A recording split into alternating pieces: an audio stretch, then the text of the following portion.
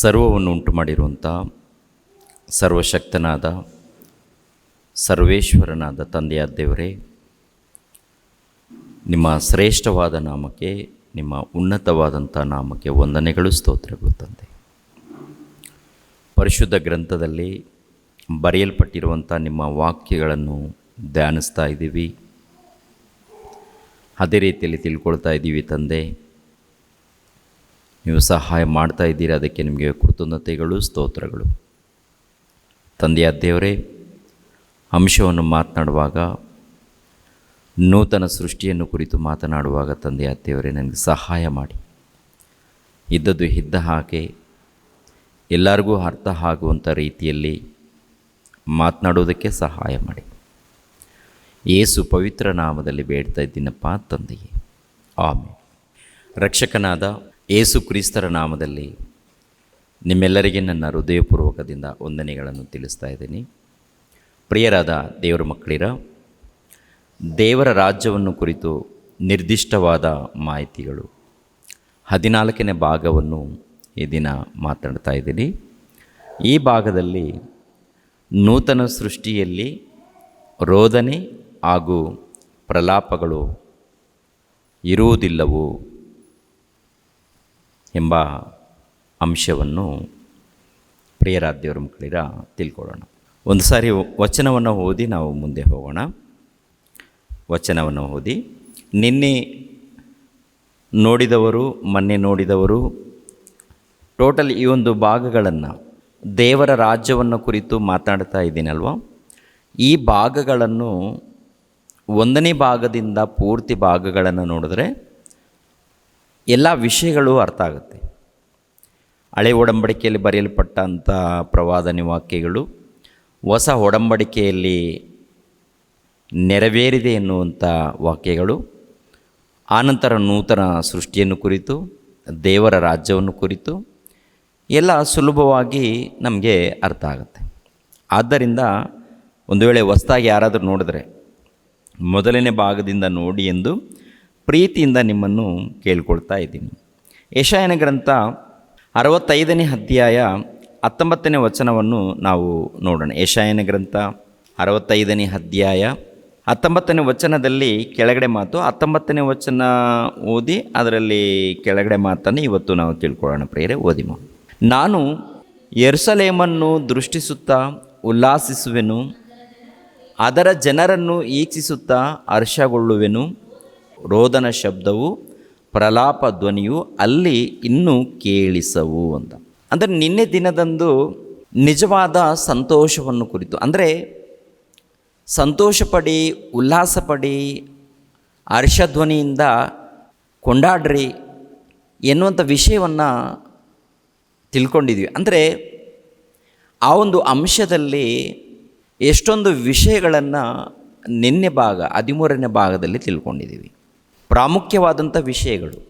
ಈ ದಿನ ಪ್ರಿಯರಾದ ದೇವರ ಮಕ್ಕಳಿರ, ರೋದನ ಶಬ್ದವು, ಪ್ರಲಾಪ ಧ್ವನಿಯು ಅಲ್ಲಿ ಇನ್ನೂ ಕೇಳಿಸವು ಅಂತ. ರೋದನ ಶಬ್ದವು, ಪ್ರಲಾಪಗಳು ಅಲ್ಲಿ ಇನ್ನೂ ಕೇಳಿಸವು ಎನ್ನುವಂಥ ಮಾತು ಪ್ರತಿಯೊಬ್ಬರು ಕೂಡ ಗಮನಿಸಬೇಕು. ಅಂದರೆ ಪ್ರಾರಂಭದಿಂದ ಹೇಳುವಂಥ ಪ್ರತಿ ಮಾತುಗಳನ್ನು ಗಮನಿಸಿದಾಗ ಸುಲಭವಾಗಿ ನಮಗೆ ಅರ್ಥ ಆಗುತ್ತೆ. ಎಲ್ಲಿ ರೋದನ ಶಬ್ದವು ಇಲ್ಲಾಂದರೆ ಪ್ರಲಾಪಗಳು ಕೇಳಿಸುವುದಿಲ್ಲ, ಎಲ್ಲಿ? ನೂತನ ಆಕಾಶ ಮಂಡಲದಲ್ಲಿ, ನೂತನ ಭೂಮಂಡಲದಲ್ಲಿ. ನೂತನ ಆಕಾಶ ಮಂಡಲ, ನೂತನ ಭೂಮಂಡಲ ಯಾವುದಕ್ಕೆ ಹೋಲಿಸಿದ್ದಾರೆ? ಯಾವುದಕ್ಕೆ?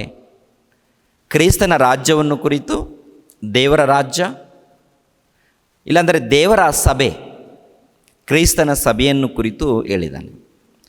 ಈ ಕ್ರಿಸ್ತನ ಸಭೆಯಲ್ಲಿ ರೋದನೆ, ಪ್ರಲಾಪಗಳು ಇರೋದಿಲ್ಲವಂತೆ. ಕ್ರಿಸ್ತನ ಸಭೆಯಲ್ಲಿ ಇಲ್ಲಾಂದರೆ ನೂತನ ಸೃಷ್ಟಿಯಲ್ಲಿ ರೋದನೆ ಆಗಿರ್ಬೋದು, ಪ್ರಲಾಪಗಳಾಗಿರ್ಬೋದು ಇರುವುದಿಲ್ಲ ಅಂತೇಳಿದ್ದಾರೆ. ರೋದನೆ, ಪ್ರಲಾಪಗಳು ಇರೋದಿಲ್ವ ನೂತನ ಸೃಷ್ಟಿಯಲ್ಲಿ? ಹೊಸ ಒಡಂಬಡಿಕೆ ಪ್ರಾರಂಭ ಆಗುತ್ತೆ ನೋಡಿ. ಮತ್ತಾಯನ ಬರೆದ ಸುವಾರ್ತೆಯಲ್ಲಿ 2ನೇ ಅಧ್ಯಾಯದಲ್ಲೇ ಯೆರೂಸಲೇಮ್ ಪಟ್ಟಣದಲ್ಲಿ ರೋದನೆ ಶಬ್ದವು ಕೇಳಿಸುತ್ತೆ ರೀ. ಒಂದು ಸಾರಿ ಮತ್ತಾಯನ ಬರೆದ ಸುವಾರ್ತೆ 2ನೇ ಅಧ್ಯಾಯ 17ನೇ ವಚನವನ್ನು ನೋಡಿ ಪ್ರಿಯರೇ. ಮತ್ತಾಯನ ಬರೆದ ಸುವಾರ್ತೆ 2ನೇ ಅಧ್ಯಾಯ 17ನೇ ವಚನ. ಯೆರೆಮೀಯನೆಂಬ ಪ್ರವಾದಿಯು ಹೇಳಿದ ಮಾತು ಆ ಕಾಲದಲ್ಲಿ ನೆರವೇರಿತು. ಅದೇನೆಂದರೆ, ರಾಮದಲ್ಲಿ ಬೊಬ್ಬೆಯು ಕೇಳಿಸಿತು, ಅಳುವಿಕೆಯು ಬಹು ಗೋಳಾಟವು ಉಂಟಾದವು. ರಾಹೇಳಲು ತನ್ನ ಮಕ್ಕಳಿಗೋಸ್ಕರ ಹತ್ತತ್ತು ಅವರು ಇಲ್ಲದೆ ಹೋದದ್ದಕ್ಕಾಗಿ ಸಮಾಧಾನ ಹೊಂದಲೊಲ್ಲದೆ ಇದ್ದಳು ಅಂತ. ಅಂದರೆ ಯೆರೆಮೀಯನು ಹೇಳಿರುವಂಥ ಒಂದು ಪ್ರವಾದನೆ ಯಾರ ಕಾಲದಲ್ಲಿ ನೆರವೇರ್ತಾ ಇದೆಯಂತ ನೋಡುವಾಗ 1ನೇ ಶತಮಾನದಲ್ಲಿ ಯೇಸು ಕ್ರಿಸ್ತರು ಹುಟ್ಟಿದಾಗ, ಯೇಸು ಕ್ರಿಸ್ತರು ಎಳೆ ಕೂಸಿರುವಾಗ ಈ ಯೆರೂಸಲೇಮ್ ಪಟ್ಟಣದಲ್ಲಿ ಬೆತ್ಲೆಹೆಮ್ ಗ್ರಾಮ ಇದೆ ನೋಡಿ. ಈ ಬೆತ್ಲೆಹೆಮ್ ಗ್ರಾಮದಲ್ಲಿ ಹಳ್ಳಿಪಳ್ಳಿ ಅಂದರೆ ಸುತ್ತಲ್ಲಿ ಇರುವಂಥ ಹಳ್ಳಿಪಳ್ಳಿಗಳಲ್ಲಿ ಗೋಳಾಟ. ಮತ್ತು ಹಳೆ ಒಡಂಬಡಿಕೆಯಲ್ಲಿ ನೋಡುವಾಗ, ಹಳೆ ಒಡಂಬಡಿಕೆಯಲ್ಲಿ ಹೊಸ ಸೃಷ್ಟಿಯಲ್ಲಿ ರೋದನೆ ಪ್ರಲಾಪಗಳು ಇರುವುದಿಲ್ಲ, ಅಲ್ಲಿ ಕೇಳಿಸುವುದಿಲ್ಲ ಅಂತ ಹೇಳಿದಾರಲ್ಲ, ಅಲ್ಲಿ ಕೇಳಿಸೋದಿಲ್ಲ ಅಂತ ಹೇಳಿದ್ದಾರೆ. ಆಗಿರುವಾಗ ಮತ್ತೆ ಇಲ್ಲಿ ಕೇಳಿಸ್ತಾ ಇದೆಯಲ್ವಾ? ಅಂದರೆ ನೂತನ ಆಕಾಶ ಮಂಡಲದಲ್ಲಿ ಇಲ್ಲ ನೂತನ ಭೂಮಂಡಲದಲ್ಲಿ ಈ ರೋದನೆ ಆಗಿರ್ಬೋದು ಇಲ್ಲ ಪ್ರಲಾಪಗಳಾಗಿರ್ಬೋದು ಕೇಳಿಸೋದಿಲ್ವಂತೆ. ಆ ನೂತನ ಆಕಾಶ ಮಂಡಲವನ್ನು ಕುರಿತು, ನೂತನ ಭೂಮಂಡಲವನ್ನು ಕುರಿತು, ಇಲ್ಲಾಂದರೆ ದೇವರ ರಾಜ್ಯವನ್ನು ಕುರಿತು ಏನಂತ ತಿಳ್ಕೊಂಡಿದ್ದೀವಿ? ಯೇಸು ಕ್ರಿಸ್ತರ ಮೂಲಕ ಪ್ರಾರಂಭವಾಗಿದೆ, ಸ್ಥಾಪನೆಗೊಂಡಿದೆ. ಯೇಸು ಕ್ರಿಸ್ತರ ರಕ್ತದ ಮೂಲಕ ಹೊಸ ಒಡಂಬಡಿಕೆ ಸ್ಥಾಪನೆಗೊಂಡಿದೆ. ಈ ಹೊಸ ಒಡಂಬಡಿಕೆ ಇಲ್ಲ ಕ್ರಿಸ್ತನ ಸಭೆಯೇ ನೂತನ ಸೃಷ್ಟಿ, ಇಲ್ಲ ದೇವರ ರಾಜ್ಯವು. ದೇವರ ರಾಜ್ಯ ಬಂದಾಗ ಅಲ್ಲಿ ಗೋಳಾಟವು ಇಲ್ಲಾಂದರೆ ರೋದನೆ ಪ್ರಲಾಪಗಳು ಇರುವುದಿಲ್ಲ ಅಂತ ಹೇಳಿರುವಾಗ, ಮತ್ತು ಮತ್ತಾಯನ ಬರೆದ ಸುವಾರ್ತೆ 2ನೇ ಅಧ್ಯಾಯ 17ನೇ ವಚನ 18ನೇ ವಚನದಲ್ಲಿ ನೋಡ್ತಾ ಇದ್ದೀವಿ. ಈ ಮಾತನ್ನು ಹೇಳಿ ಕೆಲವರು ಪ್ರಶ್ನೆ ಆಗ್ಬೋದು, ಇದೇ ಅಲ್ವಾ ಬ್ರದರ್ ಅಂತ. ಯಾಕೆಂದರೆ ನೂತನ ಆಕಾಶ ಮಂಡಲದಲ್ಲಿ ನೂತನ ಭೂಮಂಡಲದಲ್ಲಿ ಇರೋದಿಲ್ಲ ಅಂತ ನೀವು ಹೇಳ್ತೀರ ವಾಕ್ಯದ ಪ್ರಕಾರ. ಇಲ್ಲೇ ಮತ್ತಾಯನ ಬರೆದ ಸುವಾರ್ತೆಯಲ್ಲಿ ಇದೆಯಾ ಅಂತ ಕೇಳಿದಾಗ, ಇವಾಗ ಏನ್ರಿ ಮತ್ತಾಯನ ಬರೆದ ಸುವಾರ್ತೆ 2ನೇ ಅಧ್ಯಾಯದಲ್ಲಿ ನಡೆಯುವಂಥ ಕಾರ್ಯಕ್ರಮ ಇದೆ ನೋಡಿ, ಅವಾಗ ಇನ್ನು ಪ್ರಾರಂಭ, ಇನ್ನೂ ಸಂಪೂರ್ಣ ಬಂದಿಲ್ಲ. ಅವಾಗೇನು ಹೇಳಿ, ಇನ್ನೂ ಪ್ರಾರಂಭ. ಈ ನೂತನ ಸೃಷ್ಟಿಗೋಸ್ಕರ ಪ್ರಾರಂಭವಾಗ್ತಾ ಇದೆ, ಇನ್ನೂ ಸ್ಥಾಪನೆಗೊಂಡಿಲ್ಲ. ನೂತನ ಸೃಷ್ಟಿ ಅಂದರೆ ಯೇಸು ಕ್ರಿಸ್ತರ ಮರಣದ ಮೂಲಕ, ಯೇಸು ಕ್ರಿಸ್ತರು ಶಿಲುಬೆಯ ಮರಣವನ್ನು ಹೊಂದುತ್ತಾರೆ ನೋಡಿ, ಆವಾಗ ನೂತನ ಸೃಷ್ಟಿ, ದೇವರ ರಾಜ್ಯ ಸ್ಥಾಪನೆಗೊಳ್ಳುತ್ತಾರೆ. ದೇವರ ಸಭೆ, ಕ್ರಿಸ್ತನ ಸಭೆ. ದೇವರ ಸಭೆ ಅಂದರೆ ಕ್ರಿಸ್ತನ ಸಭೆ, ಕ್ರಿಸ್ತನ ಸಭೆನೇ ದೇವರ ಸಭೆ. ಮತ್ತಾಯನ ಬರೆದ ಸುವಾರ್ತೆ 2ನೇ ಅಧ್ಯಾಯದಲ್ಲಿ ನೋಡುವಾಗ ಇನ್ನೂ ದೇವರ ರಾಜ್ಯ ಇಲ್ಲ ನೂತನ ಸೃಷ್ಟಿ ಸ್ಥಾಪನೆಗೊಂಡಿಲ್ಲ. ಈ ರೀತಿ ವಾಕ್ಯವನ್ನು ಹೇಳಿದ್ರೆ ಇನ್ನೊಂದು ವಚನ ತೋರಿಸ್ತಾರೆ ಅವರು.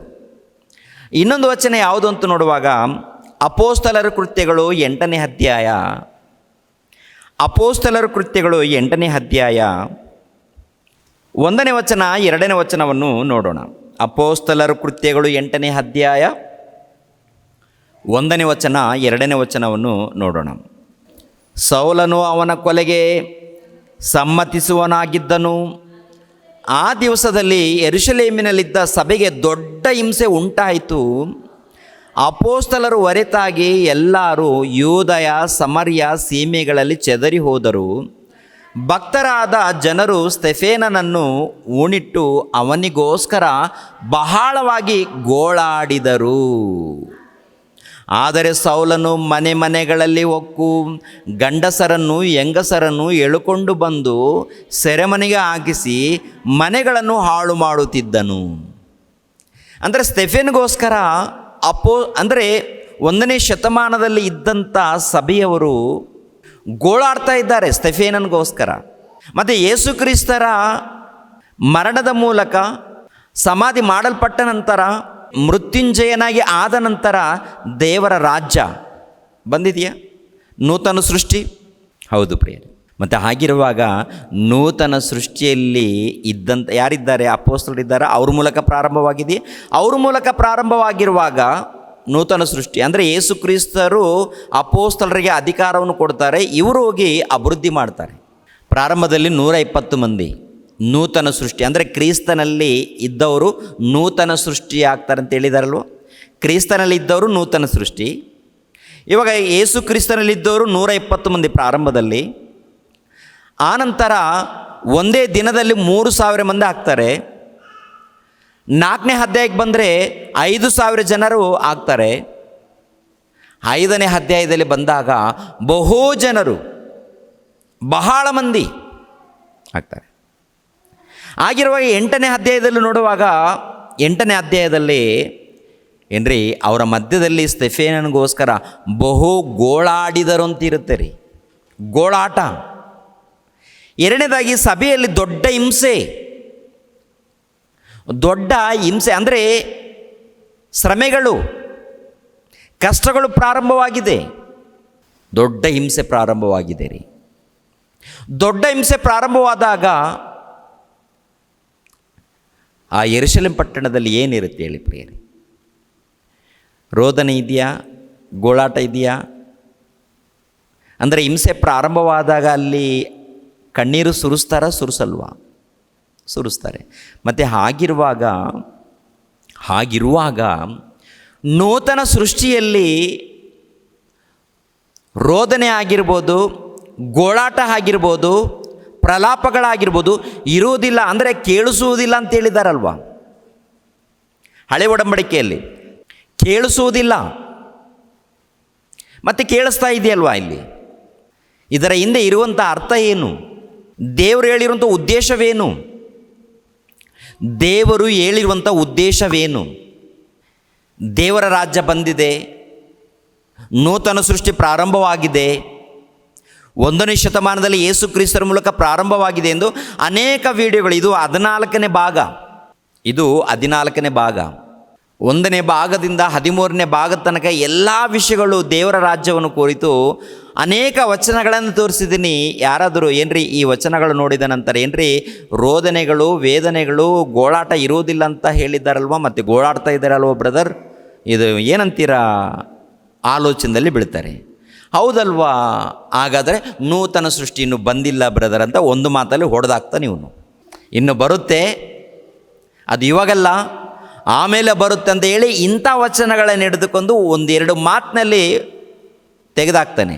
ಅಂದರೆ 1ನೇ ಭಾಗದಿಂದ 13-14ನೇ ಭಾಗದವರೆಗೆ ಮಾತಾಡಿರುವಂಥ ಪ್ರಯಾಸ ಗಾಳಿಗೆ ಹೊರಟೋಗುತ್ತಾ? ಇಲ್ಲ ರೀ. ದೇವರು ಹೇಳಿದ್ದು ಯಾವತ್ತಿಗೂ ಸುಳ್ಳಾಗಲ್ಲ. ದೇವರು ಹೇಳಿರುವಂಥ ಪ್ರತಿ ಮಾತುಗಳು ಅರ್ಥ ಆಗಬೇಕಾದ್ರೆ ನೀನು ಮನಸ್ಸು ಕೊಡಬೇಕು. ನೀನು ದೇವರ ವಾಕ್ಯಗಳನ್ನು ಪರಿಶೋಧನೆ ಮಾಡಿ ತಿಳ್ಕೊಳ್ಬೇಕು. ತಿಳಿದುಕೊಳ್ಳೋದಕ್ಕೆ ರೆಡಿ ಇದೆಯಾ? ಮನಸ್ಸು ಓಪನ್ ಮಾಡಿಕೊಂಡಿದ್ದೀಯಾ? ಹೃದಯ ಓಪನ್ ಆದರೆ, ಹೃದಯ ಬೆಳಗಿದರೆ ಅದ್ಭುತವಾಗಿ ವಾಕ್ಯಗಳ ಅರ್ಥ ಆಗುತ್ತೆ.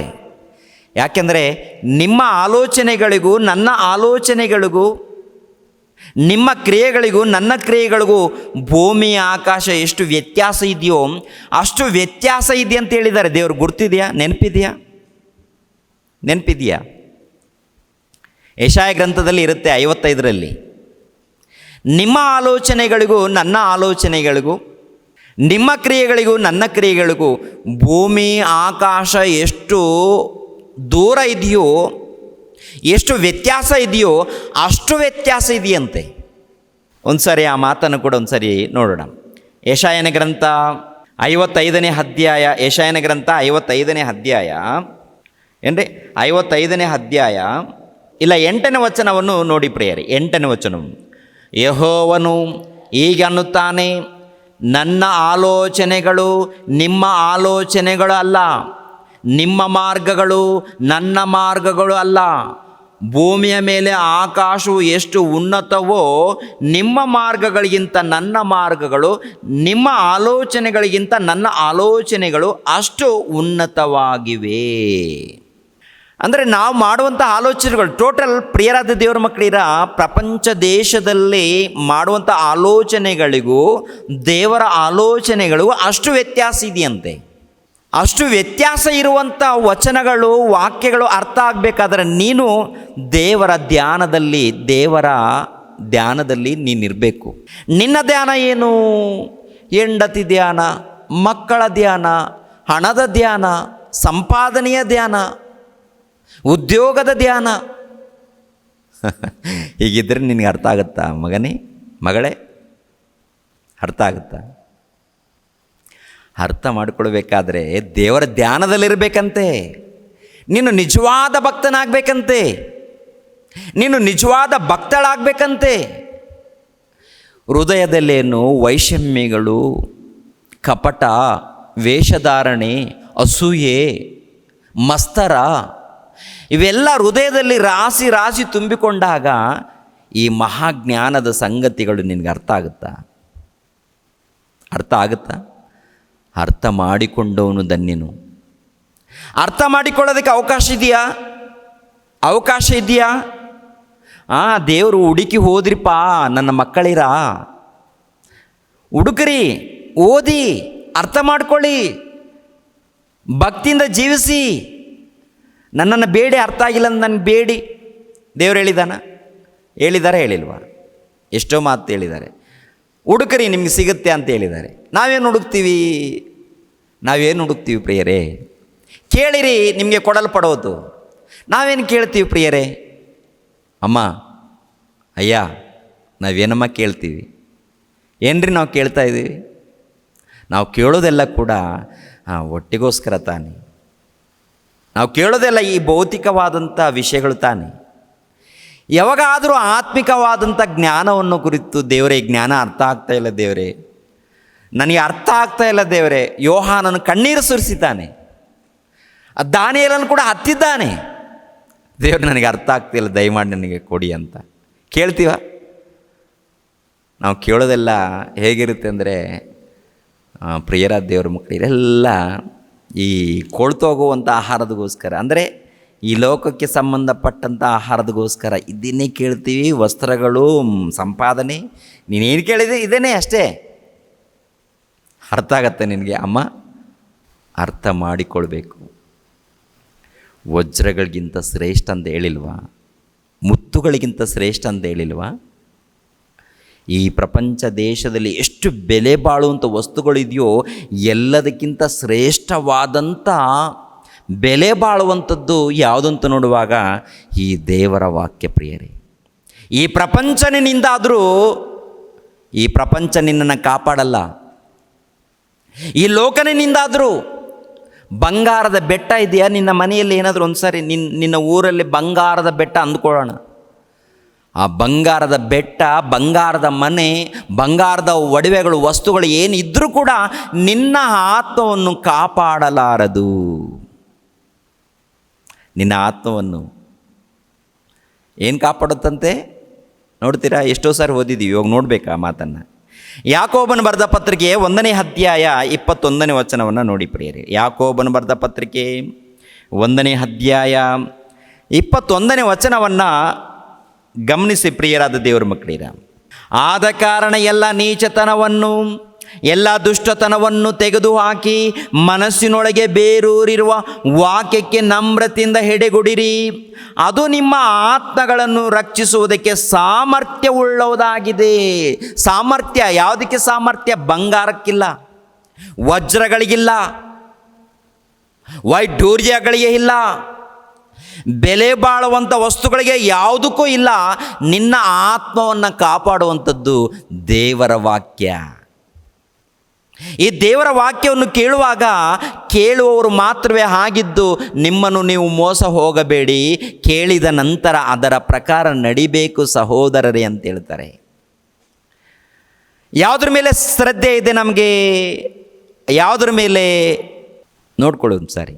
ನಿಮ್ಮ ಶ್ರದ್ಧೆ, ನಿಮ್ಮ ಆಲೋಚನೆಗಳು, ನಿಮ್ಮ ಶ್ರದ್ಧೆ, ನಿಮ್ಮ ಕೆಲಸ, ನಿಮ್ಮ ಎಚ್ಚರಿಕೆ, ನಿಮ್ಮ ಜಾಗ್ರತೆ ಯಾವುದ್ರಿಗೋಸ್ಕರ ಇದೆ ಒಂದು ಸಾರಿ ನೋಡ್ಕೊಳ್ಳಿ ಪ್ರಿಯರಾದ ದೇವ್ರ ಮಕ್ಕಳಿರ. ಎಲ್ಲದಕ್ಕಿಂತ ಜಾಗ್ರತೆ ನಿನ್ನ ಆತ್ಮವನ್ನು ಕುರಿತು, ದೇವರು ಕೊಟ್ಟಿರುವಂಥ ವಾಕ್ಯಗಳನ್ನು ಕುರಿತು ಜಾಗೃತಿಯಾಗಿರಬೇಕು ಸಹೋದರ. ಅವಾಗ ಅದ್ಭುತವಾಗಿ ಅರ್ಥ ಆಗುತ್ತೆ, ಅದ್ಭುತವಾಗಿ ಅರ್ಥ ಆಗುತ್ತೆ.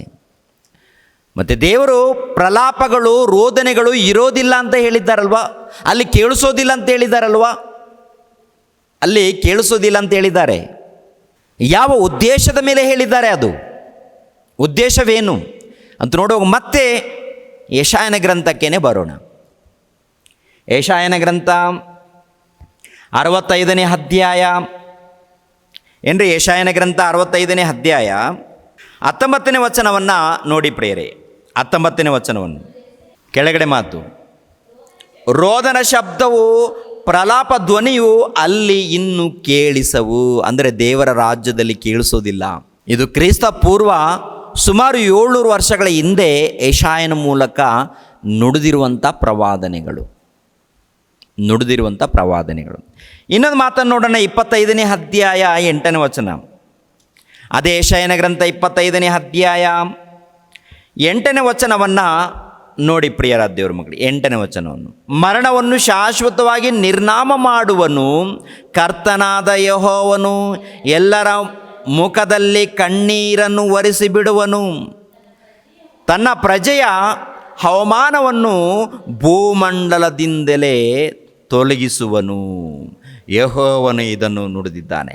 ಇಲ್ಲಿ ಇನ್ನೊಂದು ವಿಷಯ ಏನಂತ ಹೇಳ್ತಾ ಇದೆ ಅಂದರೆ, ಮರಣವನ್ನು ಶಾಶ್ವತವಾಗಿ ನಿರ್ನಾಮ ಮಾಡುವನು ಕರ್ತನಾದ ಯೆಹೋವನು, ಎಲ್ಲರ ಮುಖದಲ್ಲಿನ ಕಣ್ಣೀರನ್ನು ಒರೆಸಿಬಿಡುವನು. ಅಂದರೆ ಮರಣವನ್ನು ಶಾಶ್ವತವಾಗಿ ತೆಗೆದಾಕ್ತಾನಂತೆ. ಮರಣವನ್ನು, ಅವರ ಕಣ್ಣೀರನ್ನು ಒರೆಸಿಬಿಡುತ್ತೇನೆ. ಅದಕ್ಕಿಂತ ಮುಂಚಿತವಾಗಿ ಮರಣವನ್ನು ಶಾಶ್ವತವಾಗಿ ನಿರ್ಮೂಲ ಮಾಡುವೆನು. ಅದು ಯೇಸು ಕ್ರಿಸ್ತರ ವಿಷಯದಲ್ಲಿ ಹೇಳಿದಾರಲ್ವ, ನನ್ನನ್ನು ನಂಬುವವನು ಸತ್ತರೂ ಬದುಕುತ್ತಾ ಸದಾಕಾಲ ಜೀವಿಸ್ತಾನೆ. ಮತ್ತೆ ಅವನು ಮರಣಕ್ಕೆ ಹೋಗೋದಿಲ್ಲ, ಮರಣಕ್ಕೆ ಸೇರೋದಿಲ್ಲ, ಅಂದರೆ ತೀರ್ಪಿಗೆ ಒಳಗಾಗೋದಿಲ್ಲ. ಆ ವಿಷಯಕ್ಕೆ ಬರುತ್ತೆ ಇದು. ಅವರ ಮಧ್ಯದಲ್ಲಿ ಕಣ್ಣೀರೆಲ್ಲವನ್ನು ಒರೆಸಿಬಿಡುತ್ತೇನೆ ಅಂತ ಹೇಳಿದ್ದಾನೆ. ಯಾಕೆ ಈ ಮಾತುಗಳನ್ನು ಹೇಳಿದ್ದಾನೆ? ಅವರ ಮಧ್ಯದಲ್ಲಿ ಕಣ್ಣೀರೆಲ್ಲವನ್ನು ಒರೆಸಿಬಿಡುತ್ತಾನೆ. ಯಾಕೆ? ಇದು ಕ್ರಿಸ್ತ ಪೂರ್ವ 700 ವರ್ಷಗಳ ಹಿಂದೆ ಹೇಳಿರುವಂಥದ್ದು ಪ್ರವಾದನೆ. ಅದೇ ಪ್ರಕಾರ ಅವರ ಮಧ್ಯದಲ್ಲಿ ದೊಡ್ಡದೊಂದು ಸಮಸ್ಯೆ ನಡೀತಾ ಇದೆ ರೀ. ಅವರು ಸಹಿಸಿಕೊಳ್ಳದ ಸಮಸ್ಯೆ ಏನ್ರಿ? ಇಸ್ರಾಯೇಲ್ ಜನಾಂಗದವರು, ಯೆಹೂದ್ಯರು ಸಹಿಸಿಕೊಳ್ಳಲಾರದಂಥ ಒಂದು ದೊಡ್ಡ ಸಮಸ್ಯೆ ಅವರ ಮಧ್ಯದಲ್ಲಿ ಬಂದು ಕೂತ್ಕೊಂಡಿದೆ ರೀ. ಆ ಸಮಸ್ಯೆಗೆ ಕಾರಣ ಏನಂತ ನೋಡುವಾಗ ಅವರ ಅಪರಾಧಗಳೇ ಕಾರಣ, ಅವರ ಪಾಪಗಳೇ ಕಾರಣ, ಅವರ ದ್ರೋಹಗಳೇ ಕಾರಣ. ಅವರ ದ್ರೋಹಗಳು, ಅನ್ಯಾಯ. ಪ್ರಿಯರಾದ ದೇವರ ಮಕ್ಕಳಿರ, ಇದನ್ನು ನಮಗೆ ಅರ್ಥ ಆಗಬೇಕಾದರೆ ಪರಿಶೋಧನೆ, ಯೆರೆಮೀಯ ಮೂಲಕ ಒಂದು ಪ್ರಲಾಪಗಳು ಎನ್ನುವಂಥ ಒಂದು ಗ್ರಂಥ ಬರೆಯಲ್ಪಟ್ಟಿದೆ ರೀ. ಆ ಗ್ರಂಥದಲ್ಲಿ ಒಂದು ವಚನವನ್ನು ಕೂಡ ನೋಡೋಣ ಒಂದು ಸಾರಿ. ಪ್ರಲಾಪಗಳು ಏನ್ರಿ, ಯೆರೆಮೀಯನು ಬರೆದಿರುವಂಥ ಪ್ರಲಾಪಗಳು 1ನೇ ಅಧ್ಯಾಯ 1ನೇ ವಚನದಿಂದ 3ನೇ ವಚನದವರೆಗೆ ನೋಡೋಣ.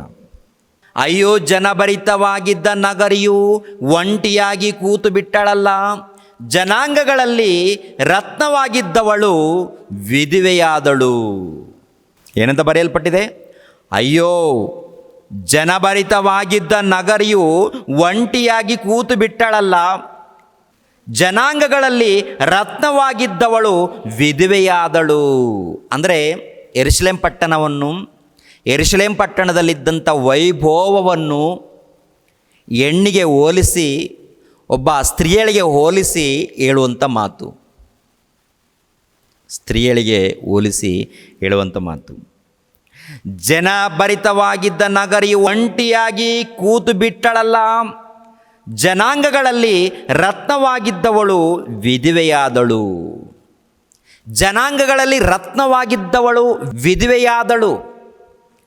ಅಂದರೆ ಈ ಪ್ರಪಂಚ ದೇಶದಲ್ಲಿ ಉನ್ನತಳು ಶ್ರೇಷ್ಠಳು, ವೈಭವ ಉಳ್ಳವಳು ಅಂತ ಕರೆಯಲ್ಪಟ್ಟಂಥ ದೇಶ ಪ್ರದೇಶ ಯಾವುದಂತ ನೋಡುವಾಗ ಅದು ಚಿಯೋನು ಪಟ್ಟಣ, ಅದು ಯೆರೂಸಲೇಮ್ ಪಟ್ಟಣ. ಯೆರೂಸಲೇಮ್ ಪಟ್ಟಣ ಒಂದು ಕಾಲದಲ್ಲಿ ಅದ್ಭುತವಾಗಿ ಪ್ರಪಂಚ ದೇಶದಲ್ಲೇ ಅದ್ಭುತವಾಗಿ ಮೆರೆದಂಥ ದೇಶ, ಕಳೆ ಇದ್ದಂಥ ದೇಶ, ಉನ್ನತವಾಗಿ ಬೆಳೆದಂಥ ದೇಶ ಯೆರೂಸಲೇಮ್ ಪಟ್ಟಣ. ಪ್ರಿಯರೇ, ಯೆರೂಸಲೇಮ್ ಪಟ್ಟಣ. ದೇವರೇ ಹೇಳುವಂಥ ಮಾತು ಗೊತ್ತಾ? ದೇವರೇ ಹೇಳುವಂಥ ಮಾತು ಏನು ಗೊತ್ತಾ? ಅದಕ್ಕೆ ಏನಂತ ಹೇಳಿದೆ? ಜನಾಂಗಗಳಲ್ಲಿ ರತ್ನವಾಗಿದ್ದವಳು ವಿಧವೆಯಾದಳು. ರತ್ನ ಅಂದರೆ ಏನ್ರಿ? ಬೆಲೆ ಬಾಳುವಂಥ ಬಂಗಾರಕ್ಕೆ ಹೋಲಿಸಿದ್ದಾನೆ ಪ್ರಿಯರೇ. ರತ್ನ, ವಜ್ರಗಳು. ಸಂಸ್ಥಾನಗಳಲ್ಲಿ ಶಿರೋಮಣಿಯಾಗಿದ್ದವಳು ಬಿಟ್ಟಿಯಾಳಾದಳು. ಸಂಸ್ಥಾನಗಳಲ್ಲಿ ಶಿರೋಮಣಿಯಾಗಿದ್ದವಳು ಬಿಟ್ಟಿಯಾಳಾದಳು ಅಂದರೆ ಗುಲಾಮಳಾದಳು, ಸೇವಕಿಯಾದಳು. ಸಂಸ್ಥಾನಗಳಲ್ಲಿ ಅಂತ ನೋಡುವಾಗ ಪ್ರಪಂಚ ದೇಶದಲ್ಲಿ ಎಷ್ಟು ಸಂಸ್ಥಾನಗಳಿದೆಯೋ ಎಲ್ಲ ಸಂಸ್ಥಾನಗಳಲ್ಲಿ ಶಿರೋಮಣಿಯಾಗಿದ್ದವಳು ಯೆರೂಸಲೇಮ್ ಪಟ್ಟಣ. ಅಂದರೆ ಈ ಯೆರೂಸಲೇಮ್ ಪಟ್ಟಣಕ್ಕೆ, ಯೆರೂಸಲೇಮ್ ಪಟ್ಟಣದಲ್ಲಿ ಇದ್ದಂಥ ಆ ಪ್ರಜೆಗಳಿಗೆ ಹೋಲಿಸಿ ವರ್ಣಿಸಿ ಹೇಳಿರುವಂಥ ಮಾತಿನಂತೂ ನೋಡುವಾಗ ರತ್ನವಾಗಿದ್ದಾಳೆ ಅಂದರೆ ವಜ್ರ ವೈಢೂರ್ಯಗಳಿಗೆ ಹೋಲಿಸಿದ್ದಾನೆ. ಪ್ರಿಯರಾದ ದೇವರ ಮಕ್ಕಳಿರ, ಎಷ್ಟು ಅದ್ಭುತವಾದಂಥ ಹೋಲಿಕೆ. ಸಂಸ್ಥಾನಗಳಲ್ಲಿ ಶಿರೋಮಣಿಯಾಗಿದ್ದವಳು ಬಿಟ್ಟಿಯಾಳಾದಳು. ರಾತ್ರಿಯಲ್ಲಿ ಬಿಕ್ಕಿ ಅಳುವುದರಿಂದ ಕಣ್ಣೀರು ಕೆನ್ನೆಗಳ ಮೇಲೆ ನಿಂತೇ ಇದೆ. ರಾತ್ರಿಯೆಲ್ಲ ಬಿಕ್ಕಿ ಅಳ್ತಾ ಇದ್ದಾಳಂತೆ. ಯಾಕೆ ಅಳೋದು? ಯಾಕೆ? ಅದರ ಹಿಂದೆ ಏನಿದೆ ಬಿಕ್ಕಿ ಅಳೋದಕ್ಕೆ? ದೇವರಿಲ್ವಾ? ದೇವರು ಕೈ ಬಿಟ್ಟಿದ್ದಾನ? ಯೆರೆಮೀಯನ ಮೂಲಕ ಕೇಳುವಂಥ ಮಾತು. ಯೆರೆಮೀಯನು ದುಃಖದಿಂದ ಬರೆಯುವಂಥದ್ದು. ಅಂದರೆ ಆ ಪ್ರಜೆಗಳನ್ನು ನೋಡಿ, ಆ ಪ್ರಜೆಗಳ ದುಃಖ ವೇದನೆ ಗೋಳಾಟವನ್ನು ನೋಡಿ, ಅದ್ರ ಜೊತೆಗೆ ಯೆರೆಮೀಯನು ಕೂಡ ಅನುಭವಿಸುತ್ತಾ ಆ ರೋದನೆಯನ್ನು, ಆ ಬಾಧೆಯನ್ನು, ಆ ದುಃಖವನ್ನು ಬರೆಯುವಂಥ ಮಾತು. ಎಂಥ ಮಾತು! ರಾತ್ರಿಯಲ್ಲಿ ಬಿಕ್ಕಿ ಅಳುವುದರಿಂದ ಕಣ್ಣೀರು ಕೆನ್ನೆಗಳ ಮೇಲೆ ನಿಂತೇ ಇದೆ. ಆಕೆಯು ಬಹುಮಂದಿ ಪ್ರಿಯರಲ್ಲಿ ಯಾರು ಸಂತೈಸರು. ಆಕೆಗೆ ಮಿತ್ರರೆಲ್ಲ ಶತ್ರುಗಳಾಗಿ ದ್ರೋಹ ಮಾಡಿದ್ದಾರೆ. ಏನ್ರಿ? ಆಕೆಗೆ ಮಿತ್ರರೆಲ್ಲ ಶತ್ರುಗಳಾಗಿ ದ್ರೋಹ ಮಾಡಿದ್ದಾರೆ. ಮೇಲೆ ವಚನ ನೋಡುವಾಗ ಆಕೆಯ ಬಹುಮಂದಿ ಪ್ರಿಯರಲ್ಲಿ ಯಾರು ಸಂತೈಸರು. ಅಂದರೆ ಬಹುಮಂದಿ ಪ್ರಿಯರಂದರೆ ಆ ದೇಶ ಇದೆಯಲ್ಲ ಯೆರೂಸಲೇಮ್ ಪಟ್ಟಣ, ಅನೇಕರ ಜೊತೆಯಲ್ಲಿ ಸಂಪರ್ಕ ಇಟ್ಕೊಂಡಿದೆ. ಸಂಬಂಧ ಅಂದರೆ ದೇವರನ್ನು ಬಿಟ್ಟಿದೆ. ಆ ದೇಶ ದೇವರನ್ನು ಬಿಟ್ಟಿದೆ, ಬೇರೆ ದೇಶಗಳ ಮೇಲೆ ಆಶ್ರಯಿಸಿಕೊಂಡಿದೆ.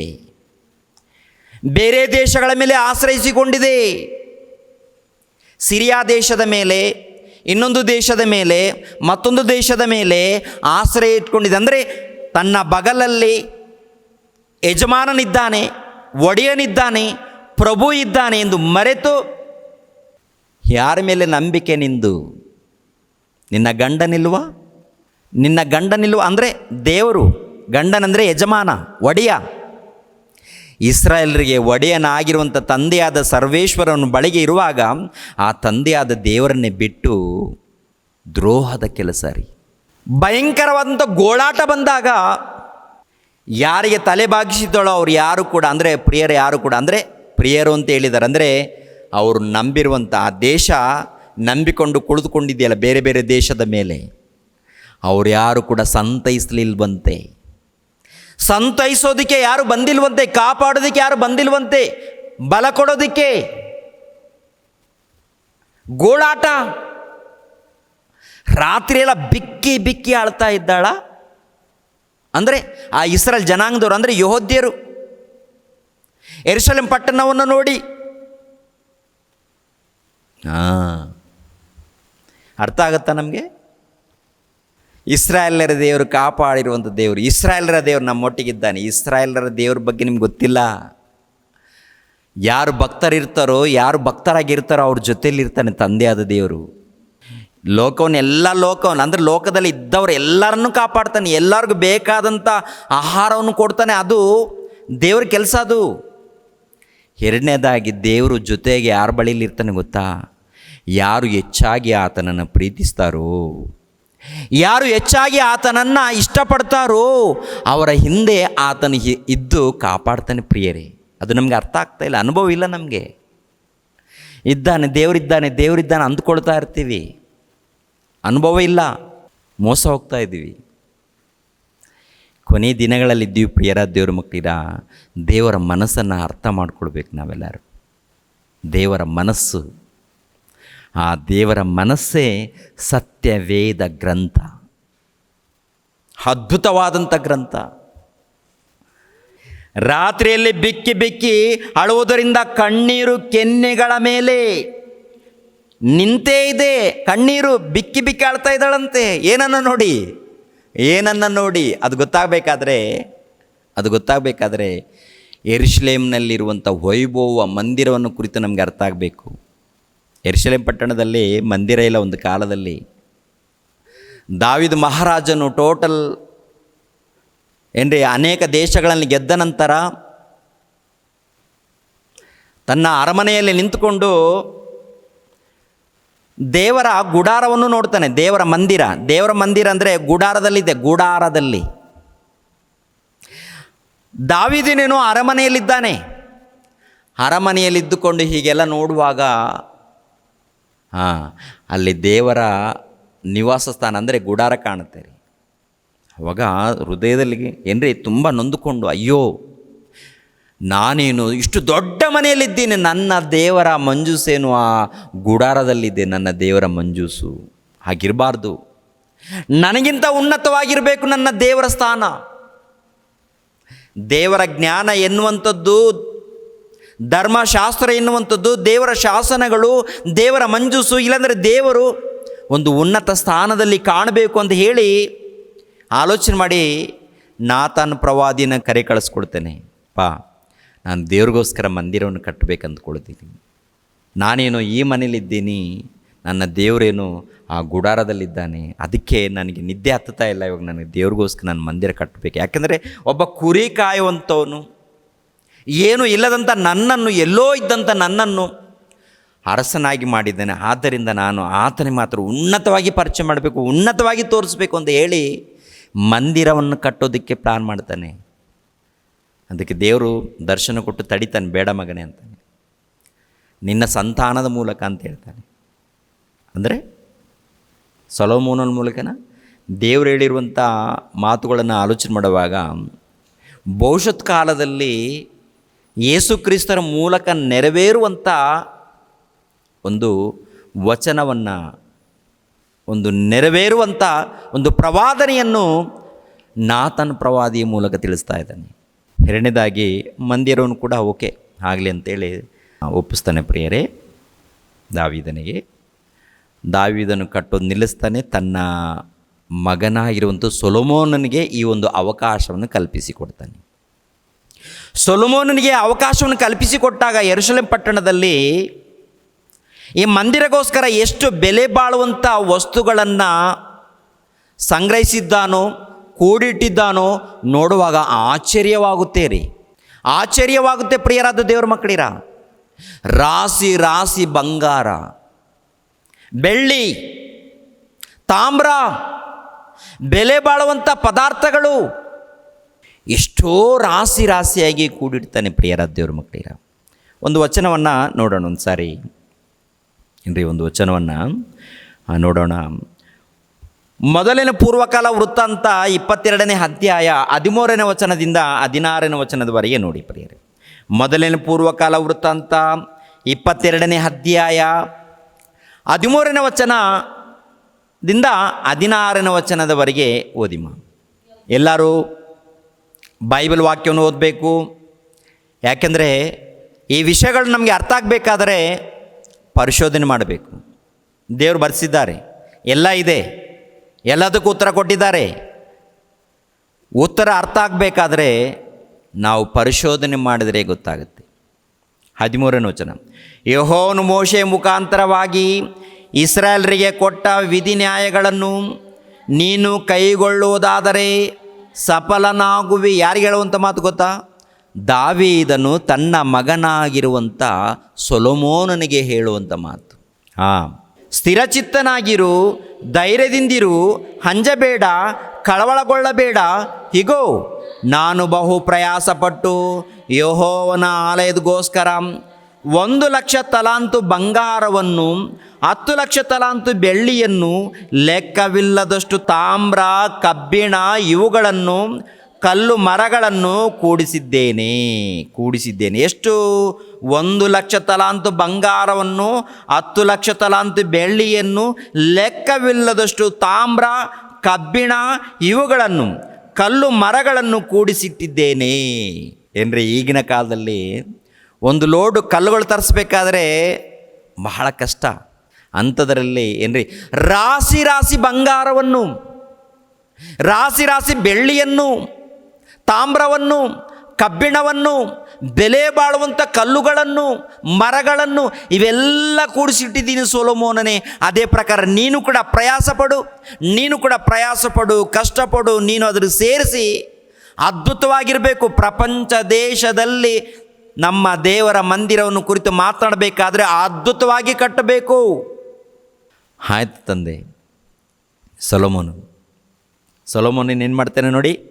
1ನೇ ಅರಸುಗಳು 5ನೇ ಅಧ್ಯಾಯ 15ನೇ ವಚನದಿಂದ ನೋಡಿ ಪ್ರಿಯರಾದ ದೇವರ ಮಕ್ಕಳಿಗೆ. 1ನೇ ಅರಸುಗಳು 5ನೇ ಅಧ್ಯಾಯ 15ನೇ ವಚನದಿಂದ ನೋಡೋಣ. 15ನೇ ವಚನದಿಂದ 18ನೇ ವಚನದವರೆಗೆ. ಇದಲ್ಲದೆ ಸೊಲೊಮೋನನಿಗೆ 70,000 ಮಂದಿ ಹೊರೆ ಹೊರುವವರನ್ನು, 80,000 ಮಂದಿ ಕಲ್ಲು ಗಣಿಯಲ್ಲಿ ಕೆಲಸ ಮಾಡುವವರು ಇದ್ದರು. ಈ ಕೆಲಸದವರ ಮೇಲ್ವಿಚಾರಣೆಗಾಗಿ ಅವನು 3,300 ಮಂದಿ ಮೇಸ್ತ್ರಿಗಳನ್ನು ನೇಮಿಸಿದನು. 3,300 ಮಂದಿಗಳನ್ನು ಮೇಸ್ತ್ರಿ. ಎಷ್ಟು ಮಂದಿ ಮೇಸ್ತ್ರಿಗಳು ಏನ್ರಿ? ಈಗಿನ ಕಾಲದಲ್ಲಿ 4 ಮಂದಿ ಮೇಸ್ತ್ರಿಗಳನ್ನು ಹುಡುಕ್ಬೇಕಾದ್ರೆ ಒದ್ದಾಡಬೇಕಾಗುತ್ತೆ ರೀ. ಎಷ್ಟು ಮಂದಿ ಮೇಸ್ತ್ರಿಗಳು? ಆ ಮೇಸ್ತ್ರಿಗಳಿಗೆ ಮತ್ತೆ ಹಣ ಕೊಡ್ತೀವಪ್ಪ, ಬನ್ರಿಪ್ಪ ಕೆಲಸ ಮಾಡಿರಿ ಅಂದರೂ ಕೂಡ ಹೊಸ ಮೇಸ್ತ್ರಿ. ಇವಾಗ ನಮ್ಮ ಸಭೆಯಲ್ಲಿ 4 ಮಂದಿ ಮೇಸ್ತ್ರಿಗಳಿದ್ದರಿಂದ ಈ ಸಭೆ ಬೇಗ ನಿರ್ಮಾಣ ಆಗಿದೆ ರೀ. ಹೊರಗಡೆ ಹೊಸ ಮೇಸ್ತ್ರಿಗಳನ್ನು ಕರೆಸ್ಬೇಕಾದ್ರೆ ಎಷ್ಟೋ ಸ್ವಲ್ಪ ಇದಿರುತ್ತೆ ರೀ ನೋಡ್ಕೊಳ್ಳೋದಕ್ಕೆ. ಎಷ್ಟು ಮಂದಿ ಇದ್ದಾರಂತೆಮ್ಮ? ಎಷ್ಟು ಮಂದಿ? ಇದಲ್ಲದೆ ಸೊಲೊಮೋನನಿಗೆ 70,000 ಮಂದಿ ಹೊರೆ ಹೊರುವವರು, 80,000 ಮಂದಿ ಕಲ್ಲು ಗಣಿಯಲ್ಲಿ ಕೆಲಸ ಮಾಡುವವರು ಇದ್ದರು. ಈ ಕೆಲಸದವರ ಮೇಲ್ವಿಚಾರಣೆಗಾಗಿ ಅವನು 3,300 ಮಂದಿ ಮೇಸ್ತ್ರಿಗಳನ್ನು ನೇಮಿಸಿದನು. 3,300 ಮಂದಿ ಮೇಸ್ತ್ರಿಗಳನ್ನು ಅಂದರೆ ಮ್ಯಾನೇಜರ್ಗಳನ್ನು ಆಗಿರ್ಬೋದು, ಇಲ್ಲ ಸೂಪರ್ವೈಸರ್ ಅಂತ ಹೇಳ್ಬೋದು.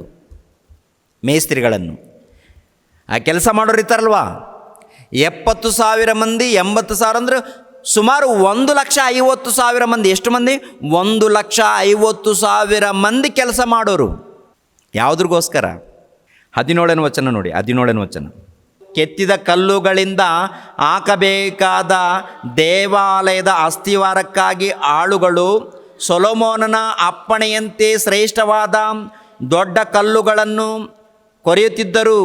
ಸೊಲೊಮೋನನ ಮತ್ತು ಹೀರಾಮನ ಶಿಲ್ಪಿಗಳು, ಗೆಬಾಲ್ಯರು ಅವುಗಳನ್ನು ಕೆತ್ತುತ್ತಿದ್ದರು. ದೇವಾಲಯದ ಕಟ್ಟುವುದಕ್ಕಾಗಿ ಬೇಕಾದ ಕಲ್ಲು ಮರಗಳನ್ನು ಸಿದ್ಧಪಡಿಸಿದವರು ಇವರೇ. ಅಂದರೆ ಇವರೆಲ್ಲರೂ ಏನು ಮಾಡ್ತಾ ಇದ್ದಾರೆ ಅಂತ ನೋಡುವಾಗ, ಕಲ್ಲಿಗೆ ಸಂಬಂಧಪಟ್ಟಂತ ಕಲ್ಲು ಅಂದರೆ ಯಾವ ರೀತಿ ಬೇಕಾ ಆ ರೀತಿ ಅಲ್ಲ, ಒಟ್ಟಿನಲ್ಲಿ ಅದ್ಭುತವಾಗಿರಬೇಕು, ನೋಡೋದಕ್ಕೆ ಅಂದವಾಗಿರಬೇಕು, ಅದರಲ್ಲೇ ಡಿಸೈನ್ ಆಗಿ ಅದ್ಭುತವಾದ ಕಲ್ಲು. ಮತ್ತು ಮಾಮೂಲಿ ಕಲ್ಲಲ್ಲ, ಬೆಲೆ ಬಾಳುವಂಥ ಕಲ್ಲು.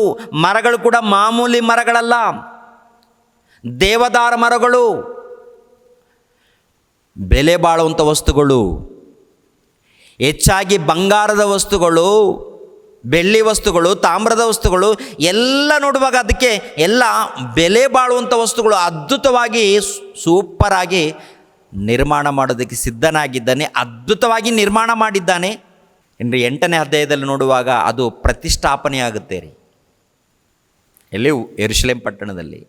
ಆ ಯೆರೂಸಲೇಮ್ ಪಟ್ಟಣದಲ್ಲಿ ಆ ಒಂದು ಮಂದಿರವನ್ನು ನೋಡೋದಕ್ಕೆ ಎಷ್ಟೋ ಜನರು ಅನೇಕ ದೇಶಗಳಿಂದ ಯೆರೂಸಲೇಮ್ ಪಟ್ಟಣವನ್ನು ಕುರಿತು ಹೊಗಳುವಂಥದ್ದು, ದೇವರನ್ನು ಕುರಿತು ಕೊಂಡಾಡುವಂಥದ್ದು, ಆ ಮಂದಿರವನ್ನು ಎಷ್ಟೋ ವೈಭವದಿಂದ ಕೂಡಿರುವಂಥ ನಗರಿ, ಚಿಯೋನಿ ನಗರಿ ಯೆರೂಸಲೇಮ್ ಪಟ್ಟಣ. ಕ್ರಿಸ್ತ ಪೂರ್ವ 950ರಲ್ಲಿ ಅದು ಸಂಪೂರ್ಣವಾಗುತ್ತೆ ರೀ.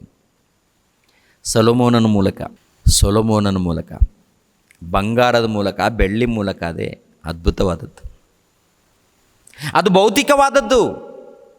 ಆ ಪಟ್ಟಣಕ್ಕೆ ಒಂದು ಉನ್ನತವಾಗಿ ಕಾಣುವಂಥದ್ದು, ಆ ಪಟ್ಟಣಕ್ಕೆ ಶ್ರೇಷ್ಠ ಸ್ಥಾನದಲ್ಲಿ. ಅದು ದೇವರು ಮೆಚ್ಚುತ್ತಾರೋ ಬಿಡ್ತಾರೋ ಅನ್ನೋದು ಎರಡನೇ ವಿಷಯ. ಆದರೆ ಅವರ ಮಧ್ಯದಲ್ಲಿ ಮಾತ್ರ, ಆ ಯೆರೂಸಲೇಮ್ ಪಟ್ಟಣದಲ್ಲಿ ಮಾತ್ರ ಒಂದು ಅದ್ಭುತವಾದಂಥ ನಿರ್ಮಾಣ, ಪ್ರಪಂಚ ದೇಶದಲ್ಲಿ ಒಂದು ಉನ್ನತವಾಗಿ ಶ್ರೇಷ್ಠ ಸ್ಥಾನದಲ್ಲಿ ಇದ್ದಂಥ ಒಂದು ಕಟ್ಟಡ, ಒಂದು ಅದ್ಭುತವಾದಂಥ ಮಂದಿರ. ಅದನ್ನು ನೋಡಿ ಈಗಿನ ಕಾಲದಲ್ಲಿ ಎಷ್ಟೆಷ್ಟೋ ಮಂದಿರಗಳು ಸ್ಥಾಪನೆಗೊಂಡಿವೆ ರೀ. ಹಾಗೆ ಕಟ್ಟಬೇಕು, ಹೀಗೆ ಇರಬೇಕು. ನಾವು ಪ್ರಪಂಚ ದೇಶದಲ್ಲಿ ಅದ್ಭುತವಾದಂಥ ನಿರ್ಮಾಣಗಳು ಮಾಡಿಕೊಳ್ಬೇಕು ಎನ್ನುವಂಥದ್ದು ಈಗಿನ ಕಾಲದಲ್ಲಿ ಅನೇಕ ಸ್ಥಳಗಳಲ್ಲಿ ಬಂದಿದೆ, ಇರಲಿ.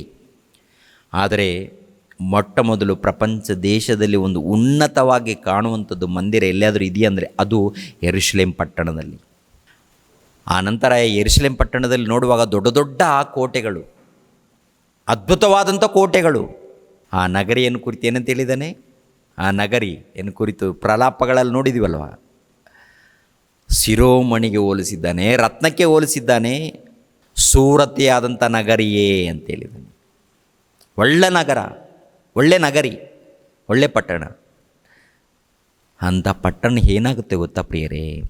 ಅದೇ ಯೆಶಾಯನು ಹೇಳ್ತಾನೆ, ಜಾಗ್ರತೆ ಪಡದೆ ಹೋದರೆ, ಯೆಹೂದ್ಯರೇ ನೀವು ದೇವರಿಗೆ ಒಳಪಟ್ಟು ಜಾಗ್ರತೆ ಪಡದೆ ಹೋದರೆ ನೀವು ಧ್ವಂಸವಾಗ್ತೀರಾ. ಯೆರೂಸಲೇಮ್ ಪಟ್ಟಣ ನಾಶವಾಗುತ್ತೆ. ಎರಡನೇದಾಗಿ ದೇವರು ಹೇಳಿದಾರಲ್ವ, ದೇವರ ಮಾತಿಗೆ ಒಳಪಡದೆ ಹೋದರೆ ನಾನು ಈ ಮಂದಿರವನ್ನು, ಈ ಪಟ್ಟಣವನ್ನು, ಈ ಜನರನ್ನು ಧ್ವಂಸ ಮಾಡ್ತೀನಿ ಅಂತ ಹೇಳಿದಾರಲ್ವ. ಅದರ ಪ್ರಕಾರ ನಡೆಯುತ್ತೆ. ನಿಮ್ಮ ಬದುಕುಗಳನ್ನು, ನಿಮ್ಮ ಮನಸ್ಸನ್ನು ಸರಿ ಮಾಡಿಕೊಂಡು ದೇವರ ಬಳಿಗೆ ಬನ್ನಿ ಅಂತ ಹೇಳಿ ಯೆಶಾಯನು ಹೇಳಿದ್ದಾನೆ, ಹೋಶಾಯನು ಹೇಳಿದ್ದಾನೆ, ಆಮೋಸನು ಹೇಳಿದ್ದಾನೆ, ಯೆರೆಮೀಯ ಪ್ರವಾದಿ, ಮೀಕನು.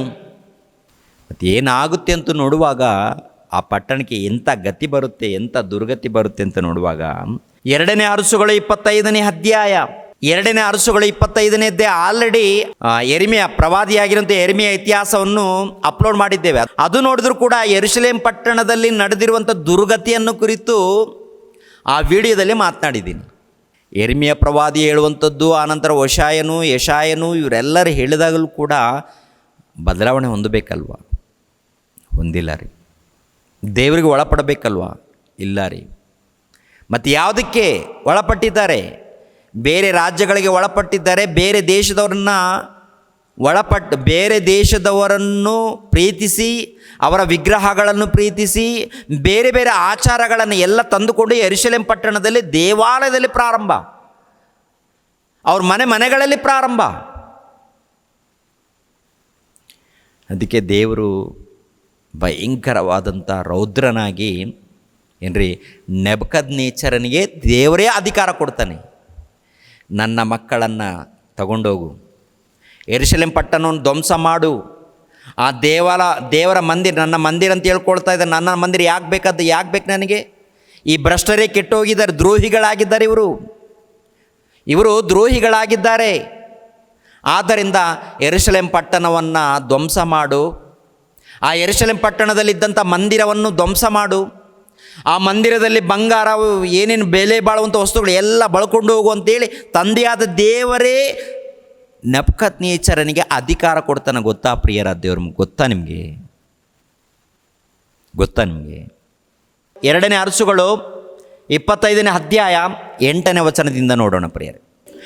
5ನೇ ತಿಂಗಳಿನ 7ನೇ ದಿನದಲ್ಲಿ, ಅಂದರೆ ಬಾಬೇಲಿನ ಅರಸನಾದ ನೆಬೂಕದ್ನೆಚ್ಚರನ ಆಳಿಕೆಯ 19ನೆಯ ವರ್ಷದಲ್ಲಿ, ಬಾಬೇಲಿನ ಅರಸನ ಸೇವಕನು ಕಾವಲು ದಂಡಿನ ಅಧಿಪತಿಯೂ ಆಗಿದ್ದ ನೆಬೂಜರದಾನನೆಂಬುವನು ಯೆರೂಸಲೇಮಿಗೆ ಬಂದು ಯೆಹೋವನ ಆಲಯವನ್ನು, ಅರಮನೆಯನ್ನು, ಯೆರೂಸಲೇಮಿನ ಎಲ್ಲ ದೊಡ್ಡ ಮನೆಗಳನ್ನು ಸುಟ್ಟು ಬಿಟ್ಟನು. ಏನು ಮಾಡಿ? ಸುಟ್ಟು ಬಿಟ್ಟನು. ಏನು ಮಾಡಿದ್ದಾನೆ? ಇದು ಕ್ರಿಸ್ತ ಪೂರ್ವ ಏನ್ರಿ? ಕ್ರಿಸ್ತ ಪೂರ್ವ 610 586 ತನಕ 3 ಸಾರಿ ಅದರ ಮೇಲೆ ದಾಳಿ ಮಾಡ್ತಾರೆ. ಎಷ್ಟು ಸಾರಿ ದಾಳಿ? 3 ಸಾರಿ ದಾಳಿ ಮಾಡ್ತಾರೆ. ಮೊದಲನೇ ಸಾರಿ ಒಂದು ದಾಳಿ ನಡೆಯುತ್ತೆ, ಆಮೇಲೆ ಮತ್ತೊಂದು ಸಾರಿ ದಾಳಿ ನಡೆಯುತ್ತೆ, ಆನಂತರ 3ನೇ ಸಾರಿ ಸಂಪೂರ್ಣವಾಗಿ ಧ್ವಂಸ ಮಾಡ್ತಾರೆ. ಇಲ್ಲಿ ಏನೇನು ನಡೀತಾ ಇದೆ ಅಂತ ನೋಡುವಾಗ 9ನೇ ವಚನ, ಯೆಹೋವನ ಆಲಯವನ್ನು, ಅರಮನೆಯನ್ನು, ಯೆರೂಸಲೇಮಿನ ಎಲ್ಲ ದೊಡ್ಡ ಮನೆಗಳನ್ನು ಸುಟ್ಟು ಬಿಟ್ಟನು. ಅವನ ಜೊತೆಯಲ್ಲಿ ಬಂದಿದ್ದ ಕಸ್ದಿಯ ಸೈನ್ಯದವರು ಯೆರೂಸಲೇಮಿನ ಸುತ್ತ ಗೋಡೆಗಳನ್ನು ಕೆಡವಿದರು. ಅಂದರೆ ಗೋಡೆಗಳಿರುತ್ತಲ್ಲ, ಗೋಡೆಗಳನ್ನು ಕೆಡವಾಕಿದ್ದಾರೆ. ದೊಡ್ಡ ದೊಡ್ಡ ಅರಮನೆಗಳಿರುತ್ತೆ ನೋಡಿ, ಅರಮನೆಗಳು ಎಲ್ಲ ಕೂಡ ನೆಲಮಟ್ಟಕ್ಕೆ ಸಮಾಧಿ ಮಾಡಿದ್ದಾರೆ. ದೇವಾಲಯವನ್ನು ಸುಟ್ಟು ಬಿಟ್ಟರು ಅಂತಿದೆ ರೀ. ದೇವಾಲಯವನ್ನು ಸುಟ್ಟು ಬಿಟ್ಟಿದ್ದಾರ? ಆಲಯವನ್ನು, ಅರಮನೆಯನ್ನು, ಯೆರೂಸಲೇಮಿನ ಎಲ್ಲ ದೊಡ್ಡ ಮನೆಗಳನ್ನು ಸುಟ್ಟು ಬಿಟ್ಟರು. ಸುಟ್ಟಿದ್ದಾರ? ಎಲ್ಲೆಲ್ಲಿ ಬಂಗಾರ ಇದೆಯೋ, ಎಲ್ಲೆಲ್ಲಿ ಬೆಲೆ ಬಾಳುವಂಥ ವಸ್ತುಗಳಿದೆಯೋ ಎಲ್ಲವನ್ನು ದೋಚಿಕೊಂಡಿದ್ದಾರೆ. ಎಲ್ಲವನ್ನು ದೋಚಿಕೊಂಡ ನಂತರ ಯೆರೂಸಲೇಮ್ ಪಟ್ಟಣದಲ್ಲಿ ಇದ್ದಂಥ ಪ್ರಜೆಗಳೇ ಈ ದೇವರ ಮಂದಿರವನ್ನು ನೋಡಿ ಗರ್ವ ಪಡ್ತಾ ಇದ್ದೀರಲ್ವ, ಆ ದೇವರು ಒಪ್ಪಿಸಿದ್ದಾರೆ ಅಂತ ಹೇಳಿ ಒಟ್ಟಲ್ಲಿ ಪ್ರಿಯರಾದ ದೇವ್ರ ಮಕ್ಕಳಿರ ಧ್ವಂಸ ಮಾಡುವಂಥದ್ದು. ದೇವರ ಮಂದಿರವನ್ನು, ಅರಸರ ಮನೆಗಳನ್ನು, ದೊಡ್ಡ ದೊಡ್ಡ ಕೋಟೆ ಕೊತ್ತಲಗಳನ್ನು, ಅಲ್ಲೇನೇನು ಉನ್ನತವಾಗಿದ್ದು ಎಲ್ಲವನ್ನು ಕೂಡ ಧ್ವಂಸ ಮಾಡಿದ್ದಾರೆ. ಅಂದರೆ ಸುಟ್ಟು ಬೂದಿ ಮಾಡಿದ್ದಾರೆ. ಇವಾಗೇನು ಗತಿಯೇನು? ಇವಾಗ ಗತಿಯೇನು? ಯೆರೂಸಲೇಮ್ ಪಟ್ಟಣದಲ್ಲಿ ಯಾರ್ಯಾರು ಇದ್ದಾರೋ ಏನ್ರಿ, ಯಾವನವನು ಅಡ್ಡ ಬರ್ತಾ ಇದ್ದಾನೋ ಅವರೆಲ್ಲರೂ ಕೂಡ ಕೈ ಕಾಲುಗಳು ಕಟ್ಟಾಕಿ ಒಡೆದಾಕಿ ಎಳ್ಕೊಂಡು ಹೋಗ್ತಾ ಇದ್ದಾರೆ ಸೈನಿಕರು ಬಂದು. ಅವನ ಜೊತೆಯಲ್ಲಿ ಬಂದಿದ್ದ ಕಸ್ದಿಯ ಸೈನ್ಯದವರು ಯೆರೂಸಲೇಮಿನ ಸುತ್ತ ಗೋಡೆಗಳನ್ನು ಕೆಡವಿ ಹಾಕಿ ಕಾವಲು ದಂಡಿನ ಅಧಿಪತಿಯಾದ ನೆಬೂಜರದಾನನು ಪಟ್ಟಣದಲ್ಲಿ ಉಳಿದವರನ್ನು, ಮೊದಲೇ ಬಾಬೇಲಿನ ಅರಸನ ಮರೆ ಹೊಕ್ಕವರನ್ನು, ಬೇರೆ ಎಲ್ಲ ಜನರನ್ನು ಸೆರೆ ಒಯ್ದನು. ಹೊಲಗಳನ್ನು, ದ್ರಾಕ್ಷ ತೋಟಗಳನ್ನು ವ್ಯವಸಾಯ ಮಾಡುವುದಕ್ಕಾಗಿ ದೇಶದ ಜನರಲ್ಲಿ ಕೆಲವು ಬಡವರನ್ನು ಮಾತ್ರ ಬಿಟ್ಟು ಹೋದನು. ಕೆಲವರು ಬಡವರನ್ನು ಮಾತ್ರ ಬಿಟ್ಟು ಹೋಗಿದ್ದಾನೆ. ಯಾಕೆ? ನೋಡ್ರಿಪ್ಪ, ನಿಮ್ಮನ್ನು ಯಾಕೆ ಬಿಡ್ತಾ ಇದ್ದೀವಿ ಗೊತ್ತಾ? ನಿಮ್ಮನ್ನು ಯಾಕೆ ಬಿಡ್ತಾ ಇದ್ದೀವಿ ಗೊತ್ತಾ? ಹೊಲಗಳಿದೆ, ದ್ರಾಕ್ಷ ತೋಟಗಳಿದೆ, ಇವೆಲ್ಲ ವ್ಯವಸಾಯ ಮಾಡಿ ನಮ್ಗೆ ಏನೇನು ಬೇಕೋ ಎಲ್ಲವನ್ನು ಕೊಡಬೇಕು. ನಿಮ್ಗೆ ಎಷ್ಟು ಊಟ ಮಾಡಬೇಕು ತಗೊಳ್ಳಿ, ನಿಮ್ಗೆ ಊಟಕ್ಕೆ ಏನು ಬೇಕು ನೋಡ್ಕೊಳ್ಳಿ, ವ್ಯವಸಾಯ ಮಾಡಿ ಹೊಟ್ಟೆ ತುಂಬ ಊಟ ಮಾಡ್ಕೊಳ್ಳಿ, ಅದರ ಫಲ ಎಷ್ಟು ಬರುತ್ತೆ ಎಲ್ಲ ಕೂಡ ನಮಗೆ ಕೊಡಿ. ವ್ಯವಸಾಯ ಮಾಡೋದಕ್ಕೆ ಕೆಲವರು ಮಂದಿ ಬಡವರನ್ನು ನೇಮಿಸಿ ಹೋಗ್ತಾ ಇದ್ದಾರೆ ಪ್ರಿಯರೇ. ಆಮೇಲೆ ನೋಡಿ, ಕಂಟಿನ್ಯೂ ಆಗಿ, ಕಸ್ದಿಯರು ಯೆಹೋವನ ಆಲಯದ ಬಳಿಯಲ್ಲಿದ್ದ ತಾಮ್ರದ ಕಂಬಗಳನ್ನು, ಪೀಠಗಳನ್ನು, ಸಮುದ್ರವೆನಿಸಿಕೊಂಡ ಪಾತ್ರೆಯನ್ನು ಒಡೆದು ಅವುಗಳ ತಾಮ್ರವನ್ನು, ದೇವಾಲಯದ ಸೇವೆಗಾಗಿ ಉಪಯೋಗಿಸುತ್ತಿದ್ದ ಬೋಗಾಣಿ, ಸಲಕಿ, ಕತ್ತರಿ, ಧೂಪಾರತಿ ಮೊದಲಾದ ತಾಮ್ರದ ಸಾಮಾನುಗಳನ್ನು ಬಾಬೇಲಿಗೆ ತೆಗೆದುಕೊಂಡು ಹೋದರು. ಕಾವಲು ದಂಡಿನ ಅಧಿಪತಿಯು ಬೆಳ್ಳಿ ಬಂಗಾರದ ಅಗ್ಗಿಷ್ಟಿಗೆ, ಬಟ್ಟಲು ಮೊದಲಾದವುಗಳನ್ನು ತೆಗೆದುಕೊಂಡನು. ಸೊಲೊಮೋನನ ಯೆಹೋವನ ಆಲಯಕ್ಕೋಸ್ಕರ ಮಾಡಿಸಿದ 2 ಕಂಬಗಳನ್ನು, ಸಮುದ್ರವೆನಿಸಿಕೊಂಡ ಪಾತ್ರೆಯು, ಪೀಠಗಳು, ಇವುಗಳಿಗೆ ಲೆಕ್ಕವಿಲ್ಲದಷ್ಟು ತಾಮ್ರ ಹಿಡಿದಿತ್ತು. ಪ್ರತಿಯೊಂದು ಕಂಬವು 18 ಮೊಳ ಎತ್ತರವಿತ್ತು. ಪ್ರತಿಯೊಂದರ ಮೇಲೆ 3 ಮೊಳ ಎತ್ತರವಾದ ಒಂದು ತಾಮ್ರದ ಕಂಬವಿತ್ತು. ಆ ಕಂಬಗಳ ಮೇಲೆ ಸುತ್ತಲೂ ತಾಮ್ರದ ಜಾಲರಿಯು, ದಾಳಿಂಬ ಹಣ್ಣುಗಳು ಇದ್ದವು.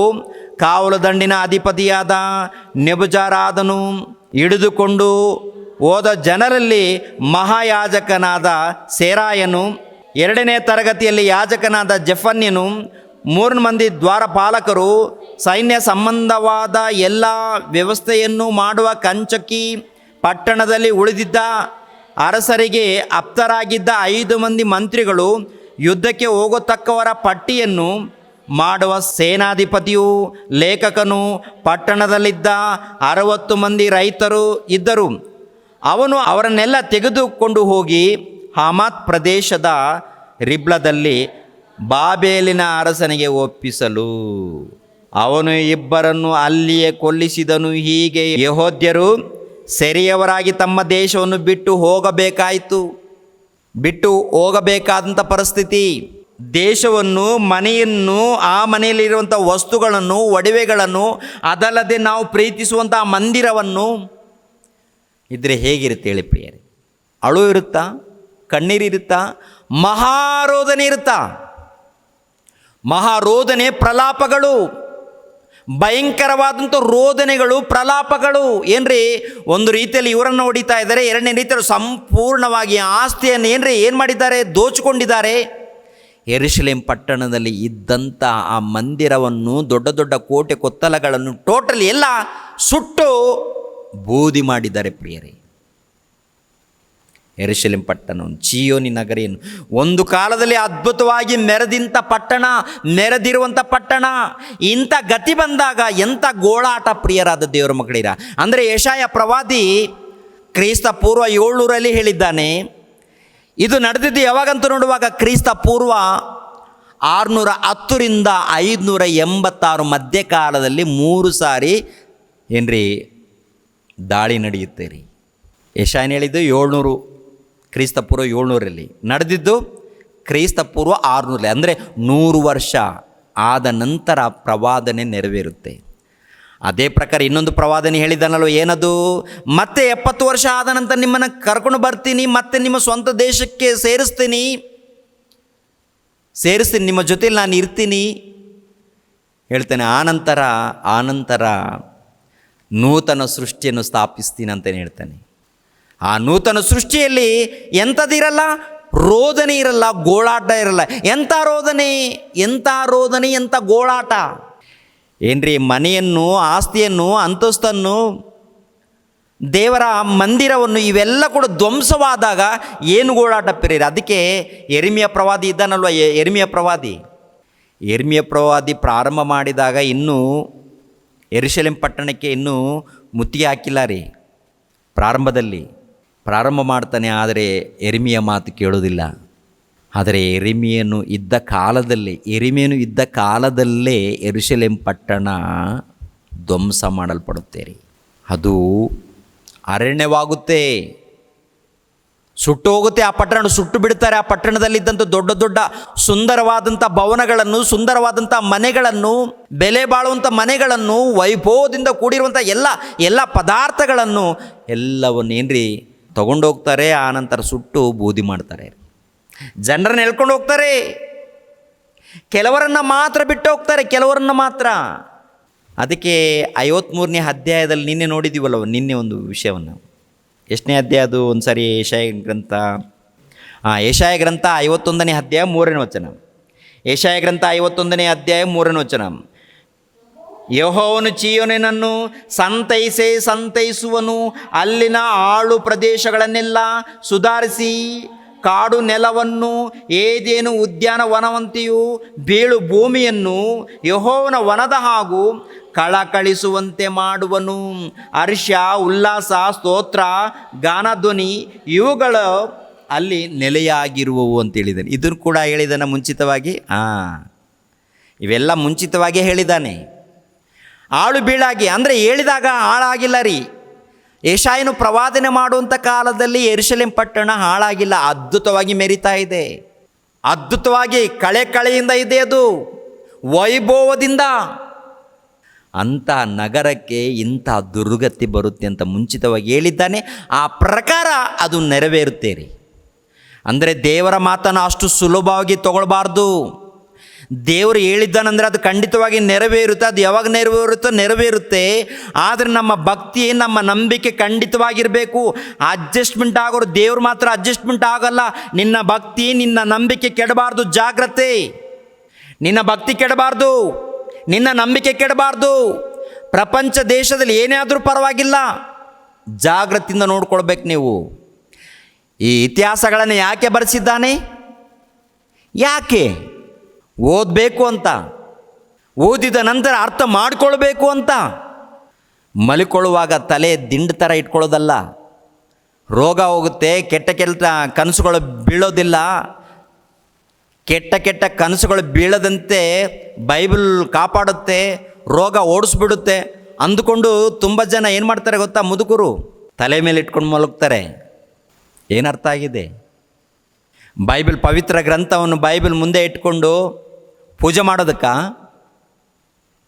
ಮಾಡೋದಕ್ಕ ಅದರಲ್ಲಿ ದೇವರ ಮನಸ್ಸಿದೆ, ಪ್ರಪಂಚ ಇತಿಹಾಸ ಇದೆ, ಭಕ್ತರ ಇತಿಹಾಸ ಇದೆ. ಅದನ್ನು ತಿಳಿದುಕೊಂಡು ನೀನು ಜಾಗ್ರತೆ ಪಡುವಂತ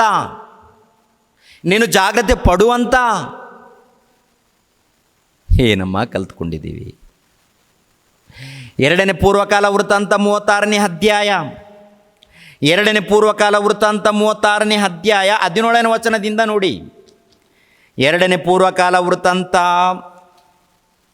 36ನೇ ಅಧ್ಯಾಯ 17ನೇ ವಚನದಿಂದ, ದೇವರು ಕಸ್ದಿಯರ ಅರಸನನ್ನು ಅವರ ಮೇಲೆ ಬರಮಾಡಿ ಎಲ್ಲವನ್ನು ಅವನ ಕೈಗೆ ಒಪ್ಪಿಸಿದನು. ಅವನು ಅವರ ಯುವಭಟರನ್ನು ಅವರ ಪವಿತ್ರಾಲಯದಲ್ಲೇ ಕತ್ತಿಯಿಂದ ಸಂಹರಿಸಿ ಯುವಕರನ್ನು, ಕನ್ಯೆಯರನ್ನು, ಮುದುಕರನ್ನು, ಅತಿ ವೃದ್ಧರನ್ನು ಕನಿಕರಿಸದೆ ಎಲ್ಲರನ್ನು ಕೊಲ್ಲಿಸಿದನು. ದೇವಾಲಯದ ಚಿಕ್ಕ ದೊಡ್ಡ ಸಾಮಾನುಗಳನ್ನು, ಯೆಹೋವನ ಮಂದಿರದ ಭಂಡಾರ, ಅರಸನ ಮತ್ತು ಅವನ ಸರದಾರರ ಭಂಡಾರ, ಇವುಗಳ ದ್ರವ್ಯವನ್ನು ಬಾಬೇಲಿಗೆ ಒಯ್ದನು.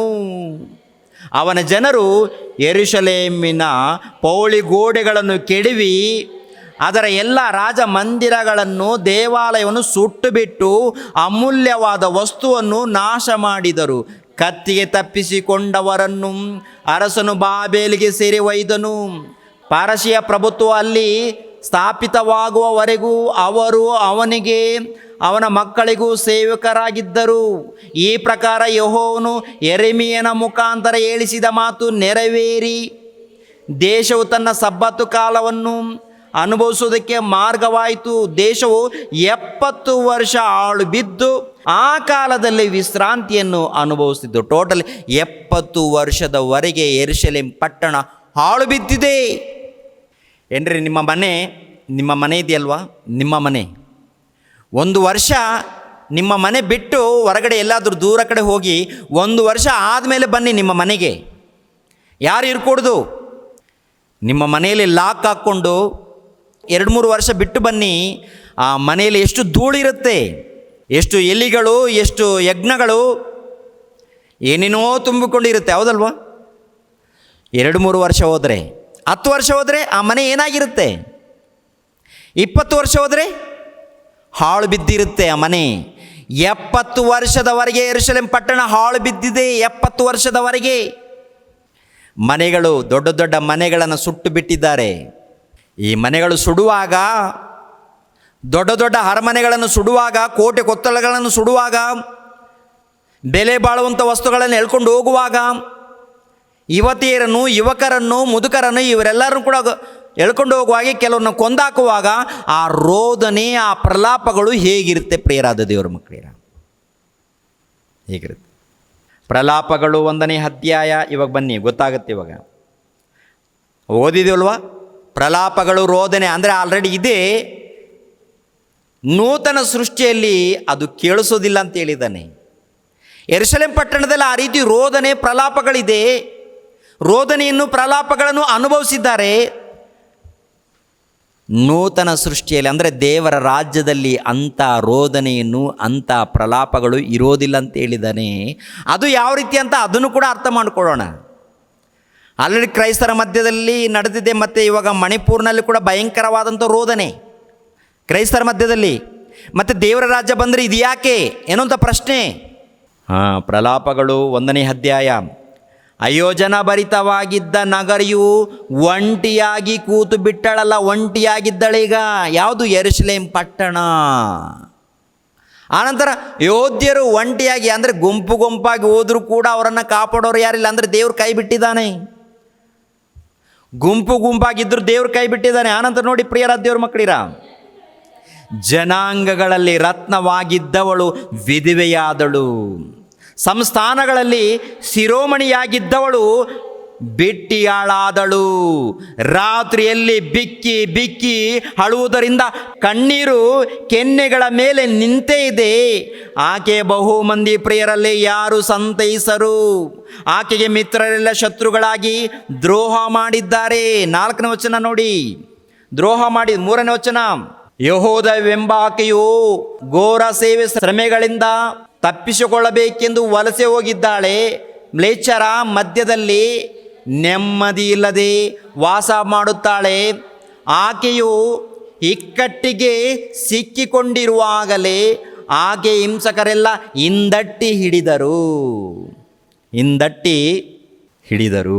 ಎರಡನೇ ಅಧ್ಯಾಯ 1ನೇ ವಚನದಿಂದ 3ನೇ ವಚನ.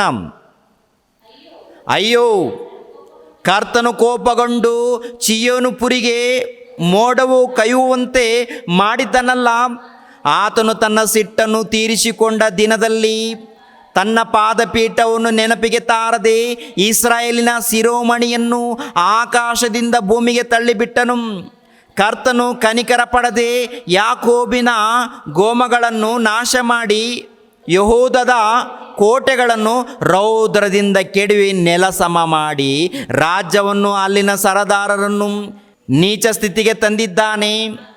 ಆತನು ಶತ್ರುವಿನ ಮೇಲೆತ್ತಿದ ಬಲಗೈಯನ್ನು ಹಿಂತೆಗೆದು ಇಸ್ರಾಯೇಲಿನ ಕೊಂಬನ್ನು ರೋಷಾಗ್ನಿಯಿಂದ ತೀರ ಕಡಿದು ಹಾಕಿದ್ದಾನೆ.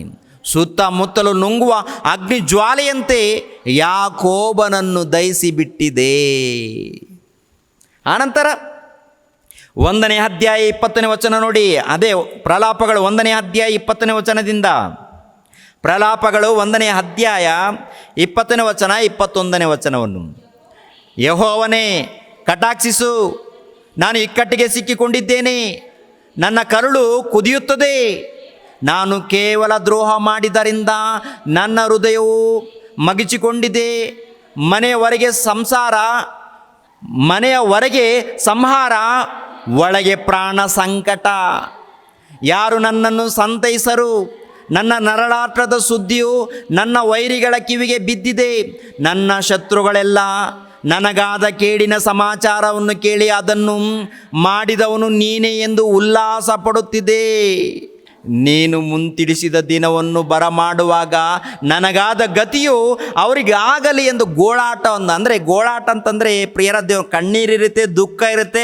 ಆ ಗೋಳಾಟದಲ್ಲಿ, ಆ ಪ್ರಲಾಪದಲ್ಲಿ ಏನ್ರಿ ಕೊರಗುತ್ತಾ ಇನ್ನೊಬ್ಬರನ್ನ ಬೈಯುತ್ತಾ ದೇವ್ರಿಗೆ ಮೊರೆ ಇಡುತ್ತಾ ಗೋಳಾಟ, ಪ್ರಲಾಪ. ಕೆಲವರು ಮನೆಯಲ್ಲಿ ಏನ್ರಿ ಗೋಳಾಡ್ತಾ ಇರ್ತಾರೆ ಚಿಕ್ಕ ವಿಷಯದಲ್ಲಿ. ಏನ್ರಿ ಯೆರೂಸಲೇಮ್ ಪಟ್ಟಣ ವಿಷಯದಲ್ಲಿ ಒಂದು ಸರಿ ಯೋಚನೆ ಬರುತ್ತಾ? ಯಾರಿಗಾದರೂ ಯೋಚನೆ ಬರುತ್ತಾ? ಯಾರಿಗಾದರೂ ಅರ್ಥ ಆಗಿದೆಯಾ? ಅವರನ್ನು ಕಾಪಾಡಿದ ದೇವರು ನಮ್ಮನ್ನು ಕಾಪಾಡುತ್ತಾನೆ, ಅವರನ್ನು ಚರ್ಮ ಸುಲಿದ ದೇವರು ನಮ್ಮನ್ನು ಕೂಡ ಚರ್ಮ ಸುಲಿತಾನೆ ಎನ್ನುವಂಥ ಮಾತು ಯಾರ ಮೂಲಕ ಆದರೂ ಕೇಳಿದ್ದೀರಾ? ಸರಿ ಮಾಡಿಕೊಳ್ಳೋದಾದರೆ ಇದೇ ಗತಿ ಆಗುತ್ತೆ ರೀ.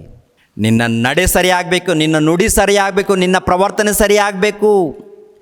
ನಿನ್ನನ್ನು ನೋಡಿದ್ರೆ ದೇವರ ಕ್ರಿಯೆಗಳು ಕಾಣಬೇಕು, ನಿನ್ನಲ್ಲಿ ಯೇಸು ಕ್ರಿಸ್ತರು ಕಾಣಬೇಕು, ಭಕ್ತರು ಕಾಣಬೇಕು.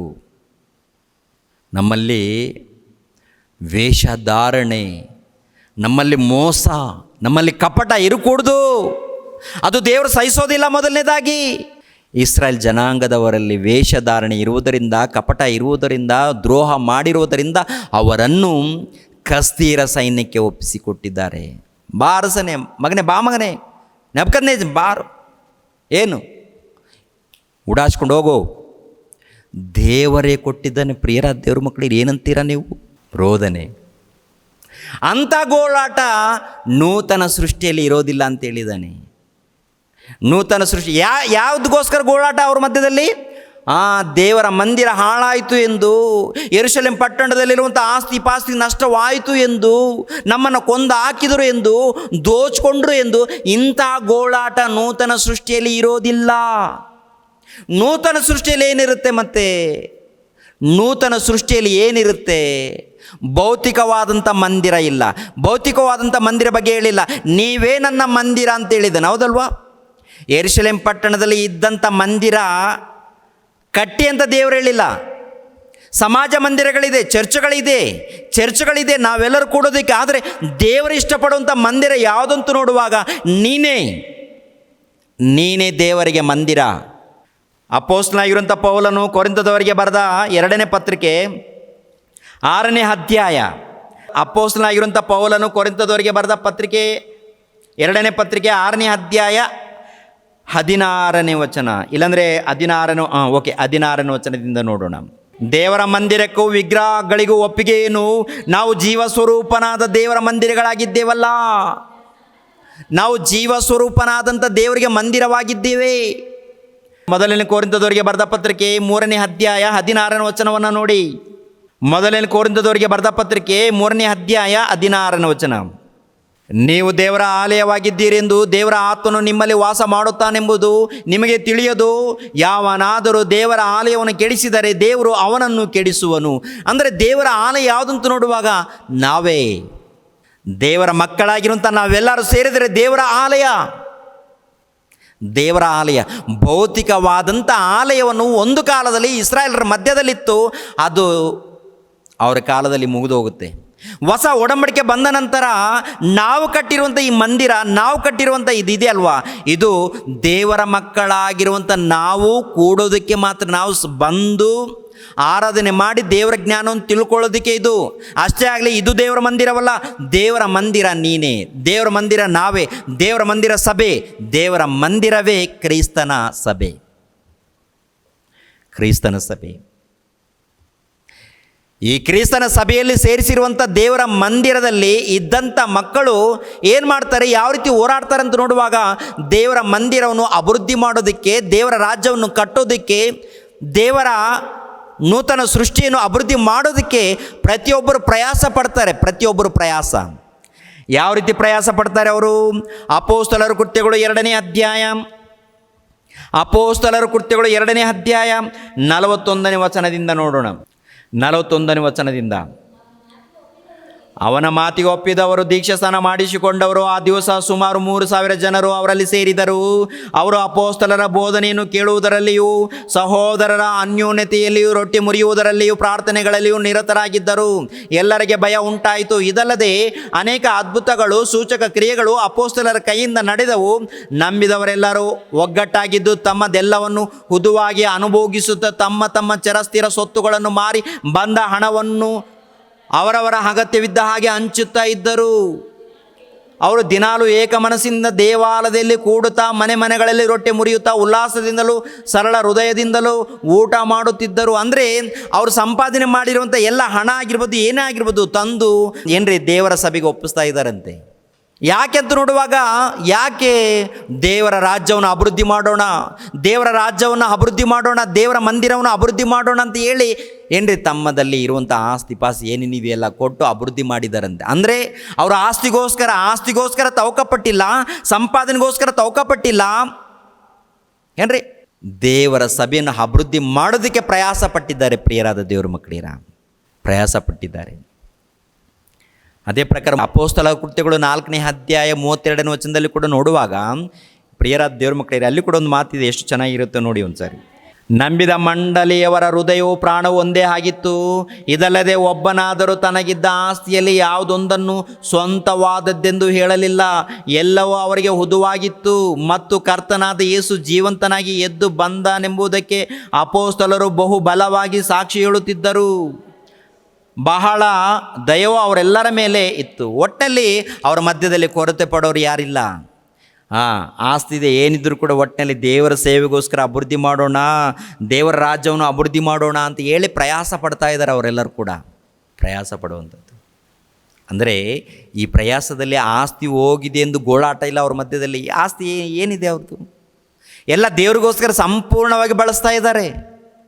ಯೆರೂಸಲೇಮ್ ಪಟ್ಟಣದಲ್ಲಿ ಆಸ್ತಿ ಇದೆ, ಆಸ್ತಿ ಹೋಗಿದಗೋಸ್ಕರ ಗೋಳಾಟ, ಅಂತಸ್ತು ಕೆಡವಲ್ಪಟ್ಟಿರೋದರಿಂದ ಗೋಳಾಟ, ಯೆರೂಸಲೇಮ್ ಪಟ್ಟಣದಲ್ಲಿ ಮಂದಿರವನ್ನು ಧ್ವಂಸ ಮಾಡಿರೋದರಿಂದ ಗೋಳಾಟ, ರೋದನೆ, ಪ್ರಲಾಪಗಳು. ಹೊಸ ಒಡಂಬಡಿಕೆ ಬಂದ ನಂತರ ದೇವರ ರಾಜ್ಯವನ್ನು ಅಭಿವೃದ್ಧಿ ಮಾಡೋಣ ಎಂದು ಪ್ರಯಾಸ ಪಡ್ತಾ ಇದ್ದಾರೆ. ಸ್ವಾರ್ಥಿಗೋಸ್ಕರ ಈ ಸ್ವಾರ್ಥಿಗೋಸ್ಕರ ಪ್ರಯಾಸ ಪಡುವಂಥ ಸಮಯದಲ್ಲಿ ಎಂತೆಂಥ ಕಷ್ಟಗಳು ಅನುಭವಿಸಿದ್ದಾರೆ ಗೊತ್ತಾ ಅವರು. ಆ ಕಷ್ಟದಲ್ಲಿ ಕೂಡ ಸಂತೋಷಪಟ್ಟಿದ್ದಾರೆ. ಸಂತೋಷ. ಅವರ ಮಧ್ಯದಲ್ಲಿ ಶ್ರಮೆಗಳಿದೆ, ಅವರ ಮಧ್ಯದಲ್ಲಿ ತೊಂದರೆಗಳಿದೆ, ಅವರ ಮಧ್ಯದಲ್ಲಿ ಹಿಂಸೆಗಳಿದೆ. ಏನೇ ಇದ್ದರೂ ಕೂಡ ಆತ್ಮದಲ್ಲಿ ಸಂತೋಷವಿದೆ. ಏನ್ರಿ, ನಮಗೆ ಆಸ್ತಿ ನಷ್ಟವಾಯ್ತಂದು ರೋದನೆ ಇಲ್ಲ, ಪ್ರಲಾಪಗಳು ಇಲ್ಲ. ಆಸ್ತಿ ನಷ್ಟವಾಯಿತು, ಮನೆ ಬಳ್ಕೊಂಡು ಹೋಯಿತು, ಮನೆ ಧ್ವಂಸವಾಯಿತು. ಇದರ ಬಗ್ಗೆ ಅವರು ತವಕ ಇಲ್ಲ. ಯಾವುದ್ರ ಬಗ್ಗೆ? ದೇವರ ರಾಜ್ಯವನ್ನು ಅಭಿವೃದ್ಧಿ ಮಾಡೋಣ, ಕಟ್ಟೋಣ, ಅಭಿವೃದ್ಧಿ ಮಾಡೋಣ. ಮತ್ತೇನು ಮಾಡೋಣ? ಸುವಾರ್ತೆ ಮಾಡೋಣ. ಹಣ ಖರ್ಚಾದರೂ ಪರವಾಗಿಲ್ಲ, ಹೋದ್ರೂ ಪರವಾಗಿಲ್ಲ, ಇದು ಅವಶ್ಯಕತೆ ಇಲ್ಲ. ನಮ್ಮ ಆತ್ಮವನ್ನು ಕಾಪಾಡಿಕೊಳ್ಬೇಕು. ನಮ್ಮ ಆತ್ಮವನ್ನು ಕಾಪಾಡಿಕೊಂಡು ಇನ್ನೊಂದು ಆತ್ಮವನ್ನು ಕಾಪಾಡಬೇಕು. ಈ ಆತ್ಮಗಳನ್ನು ದೇವರ ರಾಜ್ಯದಲ್ಲಿ ಸೇರಿಸಬೇಕು. ಆದ್ದರಿಂದ ಸುವಾರ್ತೆಗೆ ಹೋಗೋಣ, ಅಲ್ಲಿಗೂ ಹೋಗೋಣ, ಇಲ್ಲಿಗೂ ಹೋಗೋಣ. ಒಂದು ಮಾತು ಅಂದರೂ ಪರವಾಗಿಲ್ಲ, ಬೈದರೂ ಪರವಾಗಿಲ್ಲ, ಹೊಡೆದ್ರೂ ಪರವಾಗಿಲ್ಲ, ಟೋಟಲ್ ಏನಾದರೂ ಪರವಾಗಿಲ್ಲ ಅಂತ ಹೇಳಿ ಅವರು ಸಿದ್ಧರಾಗಿ ದೇವರ ಸೇವೆಗೋಸ್ಕರ ಪ್ರಯಾಸ ಪಟ್ಟಿದ್ದಾರೆ, ಕಷ್ಟಪಟ್ಟಿದ್ದಾರೆ. ಪ್ರಿಯರಾದ ದೇವರ ಮಕ್ಕಳಿನ ಅವರು ಕಷ್ಟಪಟ್ಟಿದ್ದಾರೆ. ಅದಕ್ಕೆ ಅಪೊಸ್ತಲನಾಗಿರುವಂಥ ಪೌಲನು ಹೇಳುವಂಥ ಮಾತೆಂಥದ್ದು ಗೊತ್ತಾ? ಫಿಲಿಪ್ಪಿಯವರಿಗೆ ಬರೆದ ಪತ್ರಿಕೆ 1ನೇ ಅಧ್ಯಾಯ 21ನೇ ವಚನವನ್ನು ನೋಡಿ. ಫಿಲಿಪ್ಪಿಯವರಿಗೆ ಬರೆದ ಪತ್ರಿಕೆ 1ನೇ ಅಧ್ಯಾಯ 21ನೇ ವಚನವನ್ನು, ಫಿಲಿಪ್ಪಿಯವರಿಗೆ ಬರೆದ ಪತ್ರಿಕೆ 1ನೇ ಅಧ್ಯಾಯ 21ನೇ ವಚನವನ್ನು, ನನಗಂತೂ ಬದುಕುವುದೆಂದರೆ ಕ್ರಿಸ್ತನೇ, ಸಾಯುವುದು ನನಗೆ ಲಾಭ. ಸಾಯುವುದು ನನಗೆ ಲಾಭ. ಲಾಭನ ನಾವೇನಂತೀವಿ? ದುಃಖ. ಸತ್ರೆ ಅವರೇನಂದಿದ್ದಾರೆ? ಲಾಭ. ಲಾಭ ಅಂದಿದ್ದಾರೆ. ಏನ್ರಿ ಅಪೋಸ್ತಲರು ಎಲ್ಲರೂ ಕೂಡ ಏನ್ರಿ ಎಷ್ಟು ಮಂದಿ ಅಪೋಸ್ತಲರಿದ್ದಾರೋ, ಭಕ್ತರಿದ್ದಾರೋ ಅವರೆಲ್ಲ ದೃಢವಾಗಿ ನಿಂತುಕೊಂಡು ದೇವರ ಸುವಾರ್ತೆಯನ್ನು ಅಭಿವೃದ್ಧಿ ಮಾಡೋದಕ್ಕೆ ಪ್ರಯಾಸ ಪಟ್ಟಿದ್ದಾರೆ. ಏನ್ರಿ ಸ್ಟೆಫೇನನ್ನು ಮರಣ ಹೊಂದಿದಾಗ ಗೋಳಾಡಿದ್ದಾರೆ. ಅದು ಇನ್ನೂ ಪ್ರಾರಂಭ. ಹಾಗಂತ ಮರಣ ಹೊಂದಿದಾಗ ನಮಗೆ ದುಃಖ ಇರಲ್ಲ ಅಂತ ಅಲ್ಲ, ನಮಗೆಲ್ಲರೂ ದುಃಖ ಇರುತ್ತೆ, ಕಣ್ಣೀರಿರುತ್ತೆ. ಆದರೆ ದೇವರು ಹೇಳಿರುವಂಥ ವಿಷಯ, ಅವ್ರು ಹೇಳಿರುವಂಥ ಉದ್ದೇಶ ಏನು ಗೊತ್ತಾ? ಉದ್ದೇಶ ಏನು ಗೊತ್ತಾ? ಭೂಲೋಕದಲ್ಲಿ ಆಸ್ತಿ ಹೋಯಿತು ಎಂದು ಗೋಳಾಡೋದಿಲ್ಲ. ಭೂಲೋಕದಲ್ಲಿ ಏನೋ ನಷ್ಟವಾಯಿತು ಎಂದು ಗೋಳಾಟ ಇರೋದಿಲ್ಲ. ಭೂಲೋಕದಲ್ಲಿ ಸಂಪಾದನೆ ಹೋಯ್ತಲ್ಲ ಅಂತೇಳಿ ಪ್ರಲಾಪ ಇರೋದಿಲ್ಲ. ನೀನು ಆಸ್ತಿ ಹೋಯ್ತು ಅಂತ ಗೋಳಾಡ್ತಾ ಇದ್ದೀಯಾ, ನೀನು ಕಣ್ಣೀರು ಸುರಿಸ್ತಾ ಇದ್ದೀಯ ಅಂದರೆ ದೇವ್ರು ಇನ್ನೂ ನಿನಗೆ ಅರ್ಥ ಆಗಿಲ್ಲ ಅಂತ ಅರ್ಥ. ಅರ್ಥ ಆಯ್ತಾ? ಅರ್ಥ ಆಗುತ್ತಾ? ಆತ್ಮದಲ್ಲಿ ಸಂತೋಷ, ಶಾರೀರಿಕವಾಗಿ ಭೌತಿಕವಾಗಿ ಶ್ರಮೆಗಳು, ಹಿಂಸೆಗಳು ಆಗ ಪ್ರಾರಂಭವಾಗಿದೆ, ಇದೆ. ಆದರೂ ಕೂಡ ಆತ್ಮೀಯ ರೀತಿಯಲ್ಲಿ ನೋಡುವಾಗ ಅವರು ಸಂತೋಷ ಪಟ್ಟಿದ್ದಾರೆ, ಉಲ್ಲಾಸ ಪಟ್ಟಿದ್ದಾರೆ. ಅವರ ಮಧ್ಯದಲ್ಲಿ ರೋದನೆಯಲ್ಲಿ. ಯಾಕೆಂದರೆ ಸಂಪೂರ್ಣವಾದಂಥ ಜ್ಞಾನವನ್ನು ಅವರು ಕೊಟ್ಟಿದ್ದಾನೆ. ಆ ಜ್ಞಾನವನ್ನು ಪಡ್ಕೊಂಡಂಥ ಅವರು ಈ ಲೋಕದಲ್ಲಿ ಏನ್ರಿ ಆತ್ಮಿಕವಾಗಿ ಬೆಳೆದಿದ್ದಾರೆ. ಪ್ರಿಯರೇ, ಆತ್ಮಿಕವಾಗಿ. ಕೊರಿಂಥದವರಿಗೆ ಮೊದಲನೇ ಪತ್ರಿಕೆ 4ನೇ ಅಧ್ಯಾಯ 10ನೇ ವಚನದಿಂದ, ಕೊರಿಂಥದವರಿಗೆ ಮೊದಲನೇ ಪತ್ರಿಕೆ 4ನೇ ಅಧ್ಯಾಯ 10ನೇ ವಚನದಿಂದ ನೋಡಿ ಪ್ರಿಯರ ದೇವರು. 10ನೇ ವಚನದಿಂದ, ನಾವಂತೂ ಕ್ರಿಸ್ತನ ನಿಮಿತ್ತ ಹುಚ್ಚರಾಗಿದ್ದೇವೆ, ನೀವು ಕ್ರಿಸ್ತನಲ್ಲಿ ಬುದ್ಧಿವಂತರಾಗಿದ್ದೀರಿ. ನಾವು ಬಲಹೀನರು, ನೀವು ಬಲಿಷ್ಠರು. ನೀವು ಮಾನಶಾಲಿಗಳು, ನಾವು ಮಾನಹೀನರು. ಈ ಗಳಿಗೆವರೆಗೂ ನಾವು ಹಸಿದವರು, ಬಾಯಾರಿಕೆ ಉಳ್ಳವರು, ಮೈಗೆ ವಸ್ತ್ರವಿಲ್ಲದವರು, ಗುದ್ದು ತಿನ್ನುವವರು, ಮನೆ ಇಲ್ಲದವರು, ಸ್ವಂತ ಕೈಗಳಿಂದ ಕೆಲಸ ಮಾಡಿ ದುಡಿಯುವವರು ಆಗಿದ್ದೇವೆ. ಬಯಸಿಕೊಂಡು ಅರಸುತ್ತೇವೆ, ಹಿಂಸೆಪಟ್ಟು ಸಹಿಸಿಕೊಳ್ಳುತ್ತೇವೆ, ಅಪಕೀರ್ತಿ ಹೊಂದಿ ಆಧರಿಸುತ್ತೇವೆ. ನಾವು ಹೀಗಿನವರೆಗೆ ಲೋಕದ ಕಸವೋ ಎಲ್ಲದರ ವಲಸೋ ಎಂಬಂತೆ ಆಗಿದ್ದೇವೆ. ನಾವು ಹಸಿದರು, ಬಾಯಾರಿಕೆ ಉಳ್ಳವರು, ಮೈಗೆ ವಸ್ತ್ರವಿಲ್ಲದವರು, ಗುದ್ದು ತಿನ್ನುವವರು, ಮನೆ ಇಲ್ಲದವರು, ಸ್ವಂತ ಕೈಗಳಿಂದ ಕೆಲಸ ಮಾಡಿ ದುಡಿಯುವವರು ಆಗಿದ್ದೇವೆ. ಅಪೊಸ್ತಲನಾಗಿರುವಂಥ ಪೌಲನು. ಮತ್ತು ಏನಾಗಿದ್ದರೂ ಕೂಡ ನಾವು ಕ್ರಿಸ್ತನಿಗೋಸ್ಕರ ನಿಂತ್ಕೊಂಡಿದ್ದೇವೆ. ಏನಾದರೂ ಪರವಾಗಿಲ್ಲ. ಆಸ್ತಿ, ಇದ್ರ ಬಗ್ಗೆ, ಈ ಆಸ್ತಿ ಎಲ್ಲವನ್ನು ಕುರಿತು ಪೌಲನು ಹೇಳುವಂಥ ಮಾತೇನು ಗೊತ್ತಾ? ಕಸದ ಹಾಗೆ ನೆನೆಸ್ಕೊಂಡಿದ್ದಾನಂತೆ. ಈ ಆಸ್ತಿ ಕಸ, ಈ ಅಂತಸ್ತು ಕಸ. ನಿಜವಾದ ಭಕ್ತನು ಆ ರೀತಿ ಅಂದುಕೊಳ್ತಾನೆ. ನಾವೇನಂತೀವಿ? ಸ್ವಲ್ಪ ಹೋದರೆ, ಏನಾದರೂ ಆಸ್ತಿ ಹೋದರೆ, ಅಯ್ಯೋ ಹೋಯ್ತು ಹೋಯ್ತು ಹೋಯ್ತು, ಕಣ್ಣೀರು ಪ್ರಾರ್ಥನೆ, ಕಣ್ಣೀರು ಪ್ರಾರ್ಥನೆ, ಉಪವಾಸ ಪ್ರಾರ್ಥನೆ, ಪ್ರಲಾಪಗಳು. ಏನಮ್ಮ ಅರ್ಥ ಮಾಡಿಕೊಂಡಿದೆಯಾ ದೇವರ ಬಗ್ಗೆ? ಏನು ನಿನಗೆ ಅರ್ಥ ಆಗಿದೆ? ಈ ಲೋಕವನ್ನೆಲ್ಲ ಸಂಪಾದನೆ ಮಾಡಿಕೊಂಡ್ರು ಪ್ರಾಣ ನಷ್ಟಪಟ್ಟರೆ ಅವನಿಗೇನು ಪ್ರಯೋಜನ ಅಂತ ಹೇಳಿಲ್ವಾ? ದೇವರು ಹೇಳಿಲ್ವಾ? ಅರ್ಥ ಮಾಡಿಕೊಳ್ಳಿ. ರೋಮಾಪುರದವರಿಗೆ ಬರೆದ ಪತ್ರಿಕೆ 14ನೇ ಅಧ್ಯಾಯ, ರೋಮಾಪುರದವರಿಗೆ ಬರೆದ ಪತ್ರಿಕೆ 14ನೇ ಅಧ್ಯಾಯ 7ನೇ ವಚನ ನೋಡಿ. ರೋಮಾಪುರದವರಿಗೆ ಬರೆದ ಪತ್ರಿಕೆ 14ನೇ ಅಧ್ಯಾಯ 7ನೇ ವಚನ. ನಮ್ಮಲ್ಲಿ ಒಬ್ಬನಾದರೂ ತನಗಾಗಿ ಬದುಕುವುದು ಇಲ್ಲ, ತನಗಾಗಿ ಸಾಯುವುದು ಇಲ್ಲ. ನಾವು ಬದುಕಿದರೆ ಕರ್ತನಿಗಾಗಿ ಬದುಕುತ್ತೇವೆ, ಸತ್ತರೆ ಕರ್ತನಿಗಾಗಿ ಸಾಯುತ್ತೇವೆ. ಬದುಕಿದರೂ ಸತ್ತರೂ ನಾವು ಕರ್ತನವರೇ. ನಾವು ಬದುಕಿದರೂ ಕರ್ತನವರು, ಸತ್ತರೂ ಕರ್ತನವರು. ನಾವು ಬದುಕಿದರೂ ಕರ್ತನಿಗೋಸ್ಕರ ಬದುಕ್ತೀವಿ, ಸತ್ತರೂ ಕರ್ತನಿಗೋಸ್ಕರ ಸಾಯ್ತೀವಿ. ಊಟ ಮಾಡಿದ್ರು ಕೂಡ ಕರ್ತನಿಗೋಸ್ಕರ ಊಟ ಮಾಡ್ತೀವಿ. ಪ್ರಯಾಣ ಮಾಡಿದ್ರು ಕರ್ತನಿಗೋಸ್ಕರ, ಊಟ ಮಾಡಿದ್ರು ಕರ್ತನಿಗೋಸ್ಕರ. ನಾವು ಇದ್ದೀವಿ ಅಂದರೆ ಕರ್ತನಿಗೋಸ್ಕರ, ಪ್ರಭುಗೋಸ್ಕರ ನಾವು ಇದ್ದೀವಿ. ಪ್ರಭು ಕೆಲಸ ಮಾಡುತ್ತೇವೆ. ಈ ಲೋಕದಲ್ಲಿ ಯಾವುದಕ್ಕೂ ಒಳಪಡಲ್ಲ. ಎಲ್ಲರನ್ನು ಪ್ರೀತಿಸುತ್ತೇವೆ, ಎಲ್ಲರಿಗೋಸ್ಕರ ಪ್ರಾರ್ಥನೆ ಮಾಡುತ್ತೇವೆ, ಎಲ್ಲರಿಗೂ ಒಳ್ಳೆಯದನ್ನು ಮಾಡುತ್ತೇವೆ, ಯಾರನ್ನ ದೋಚಿಕೊಳ್ಳೋದಿಲ್ಲ. ನೀನು ಮಾಯ ಮಾಡಿ ನೀನು ದೋಚಿಕೊಳ್ತಾ ಇದ್ದೀನಿ ಅಂದರೆ ದೊಡ್ಡ ಕ್ರೂರ, ನೀನು ದೊಡ್ಡ ಕ್ರೂರ. ದೇವರ ರಾಜ್ಯವನ್ನು ಕುರಿತು ನಿನಗಿನ್ನೂ ಅರ್ಥ ಆಗಿಲ್ಲ. ಮನೆ ಮೇಲೆ ಮನೆಯ ಮೇಲೆ ಮನೆ, ಮನೆಯ ಮೇಲೆ ಮನೆ, ಇದರ ಬಗ್ಗೆ ನೀನು ಯೋಚನೆ ಮಾಡ್ತಾ ಇದ್ದೀಯ ಅಂದರೆ ದೇವರ ಜ್ಞಾನ ಇನ್ನೂ ನಿನಗೆ ಅರ್ಥ ಆಗಿಲ್ಲ.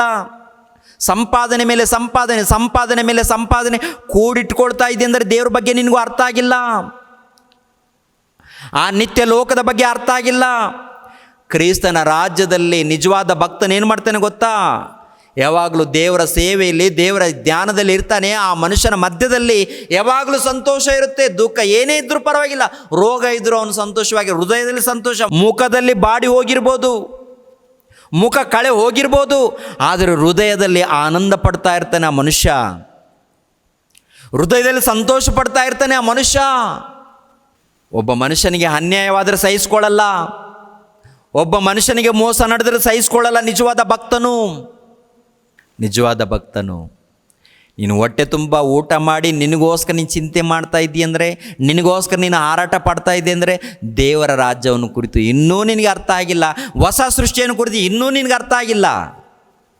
ಕಣ್ಣೀರಿರಲ್ಲ, ದುಃಖ ಇರಲ್ಲ, ಪ್ರಲಾಪಗಳಿರಲ್ಲ ಅಂದರೆ ಭೌತಿಕವಾಗಿ ದುಃಖ ಇದ್ದರೂ ಕೂಡ ಆತ್ಮಿಕವಾಗಿ ಆ ಮನುಷ್ಯನಲ್ಲಿ ಆನಂದ ಇರುತ್ತೆ. ಇಂಥ ಆನಂದ ಯಾರು ಅನುಭವಿಸಿದ್ದಾರೆ ಗೊತ್ತಾ?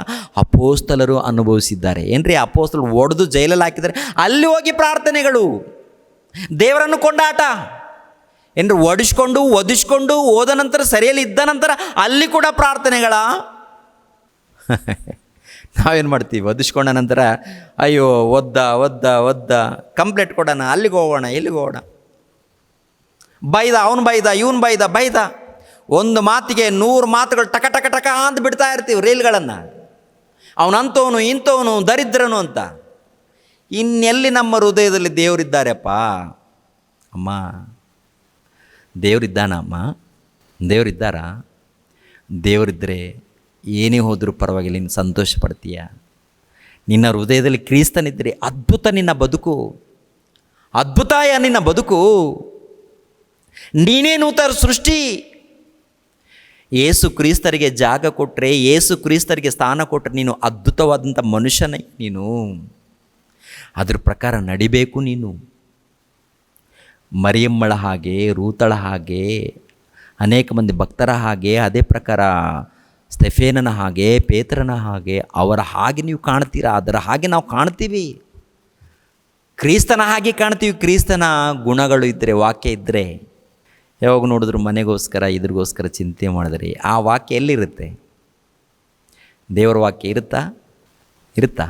ಇದೆಯಾ ಅಮ್ಮ? ಇದೆಯಾ? ನೋಡ್ಕೊಡ್ರಿ ಒಂದು ಸಾರಿ, ನಿಮ್ಮ ಹೃದಯ ಚೆಕ್ ಮಾಡ್ಕೊಳ್ಳಿ. ಯೆಶಾಯ ಗ್ರಂಥ ಅರ್ಥ ಆಗ್ತಾ ಇದೆಯಾ? ಮನೋನೇತ್ರಗಳು ಬೆಳಗ್ತಾ ಇದೆಯಾ? ಯೆಶಾಯನ ಗ್ರಂಥ 65ನೇ ಅಧ್ಯಾಯ. ಯೆಶಾಯನ ಗ್ರಂಥ 65ನೇ ಅಧ್ಯಾಯ 19ನೇ ವಚನ ಕೆಳಗಡೆ ಮಾತು. ರೋದನ ಶಬ್ದವು, ಪ್ರಲಾಪ ಧ್ವನಿಯು ಅಲ್ಲಿ ಇನ್ನು ಕೇಳಿಸವಂದರೆ ಇವರೇನು ಅಂದ್ಕೊಳ್ತಾರೆ? ನೂತನ ಸೃಷ್ಟಿ ಅಂದರೆ ಇದೆಲ್ಲ ಇನ್ನೊಂದು ಬರುತ್ತೆ. ನೂತನ ಯೆರೂಸಲೇಮ್ ಪಟ್ಟಣ ಅಂದರೆ ಇದೆಲ್ಲ ಯೆರೂಸಲೇಮ್ ಪಟ್ಟಣದಲ್ಲಿ ದೊಡ್ಡದೊಂದು ಮಂದಿರ ಸ್ಥಾಪನೆಗೊಳ್ಳುತ್ತೆ, ಅದು ದೊಡ್ಡದಾಗಿ ಬೆಳೆಯುತ್ತೆ. ಅಲ್ಲ ಮಗನೇ, ನೀನೇ ನೂತನ ಸೃಷ್ಟಿ. ಅಂದರೆ ಯೇಸು ಕ್ರಿಸ್ತನಲ್ಲಿ ಇದ್ದರೆ, ಯೇಸು ಕ್ರಿಸ್ತನ ನಂಬಿ ದೀಕ್ಷಾಸ್ನಾನ ಪಡ್ಕೊಂಡ್ರೆ ನೀನೇ ನೂತನ ಸೃಷ್ಟಿ. ನಿನ್ನ ಮೂಲಕ ಅದ್ಭುತವಾದಂಥ ಒಳೆಗಳು, ಅದ್ಭುತವಾದಂಥ ಆಹಾರ, ಅದ್ಭುತವಾದಂಥ ಬೋಧನೆ,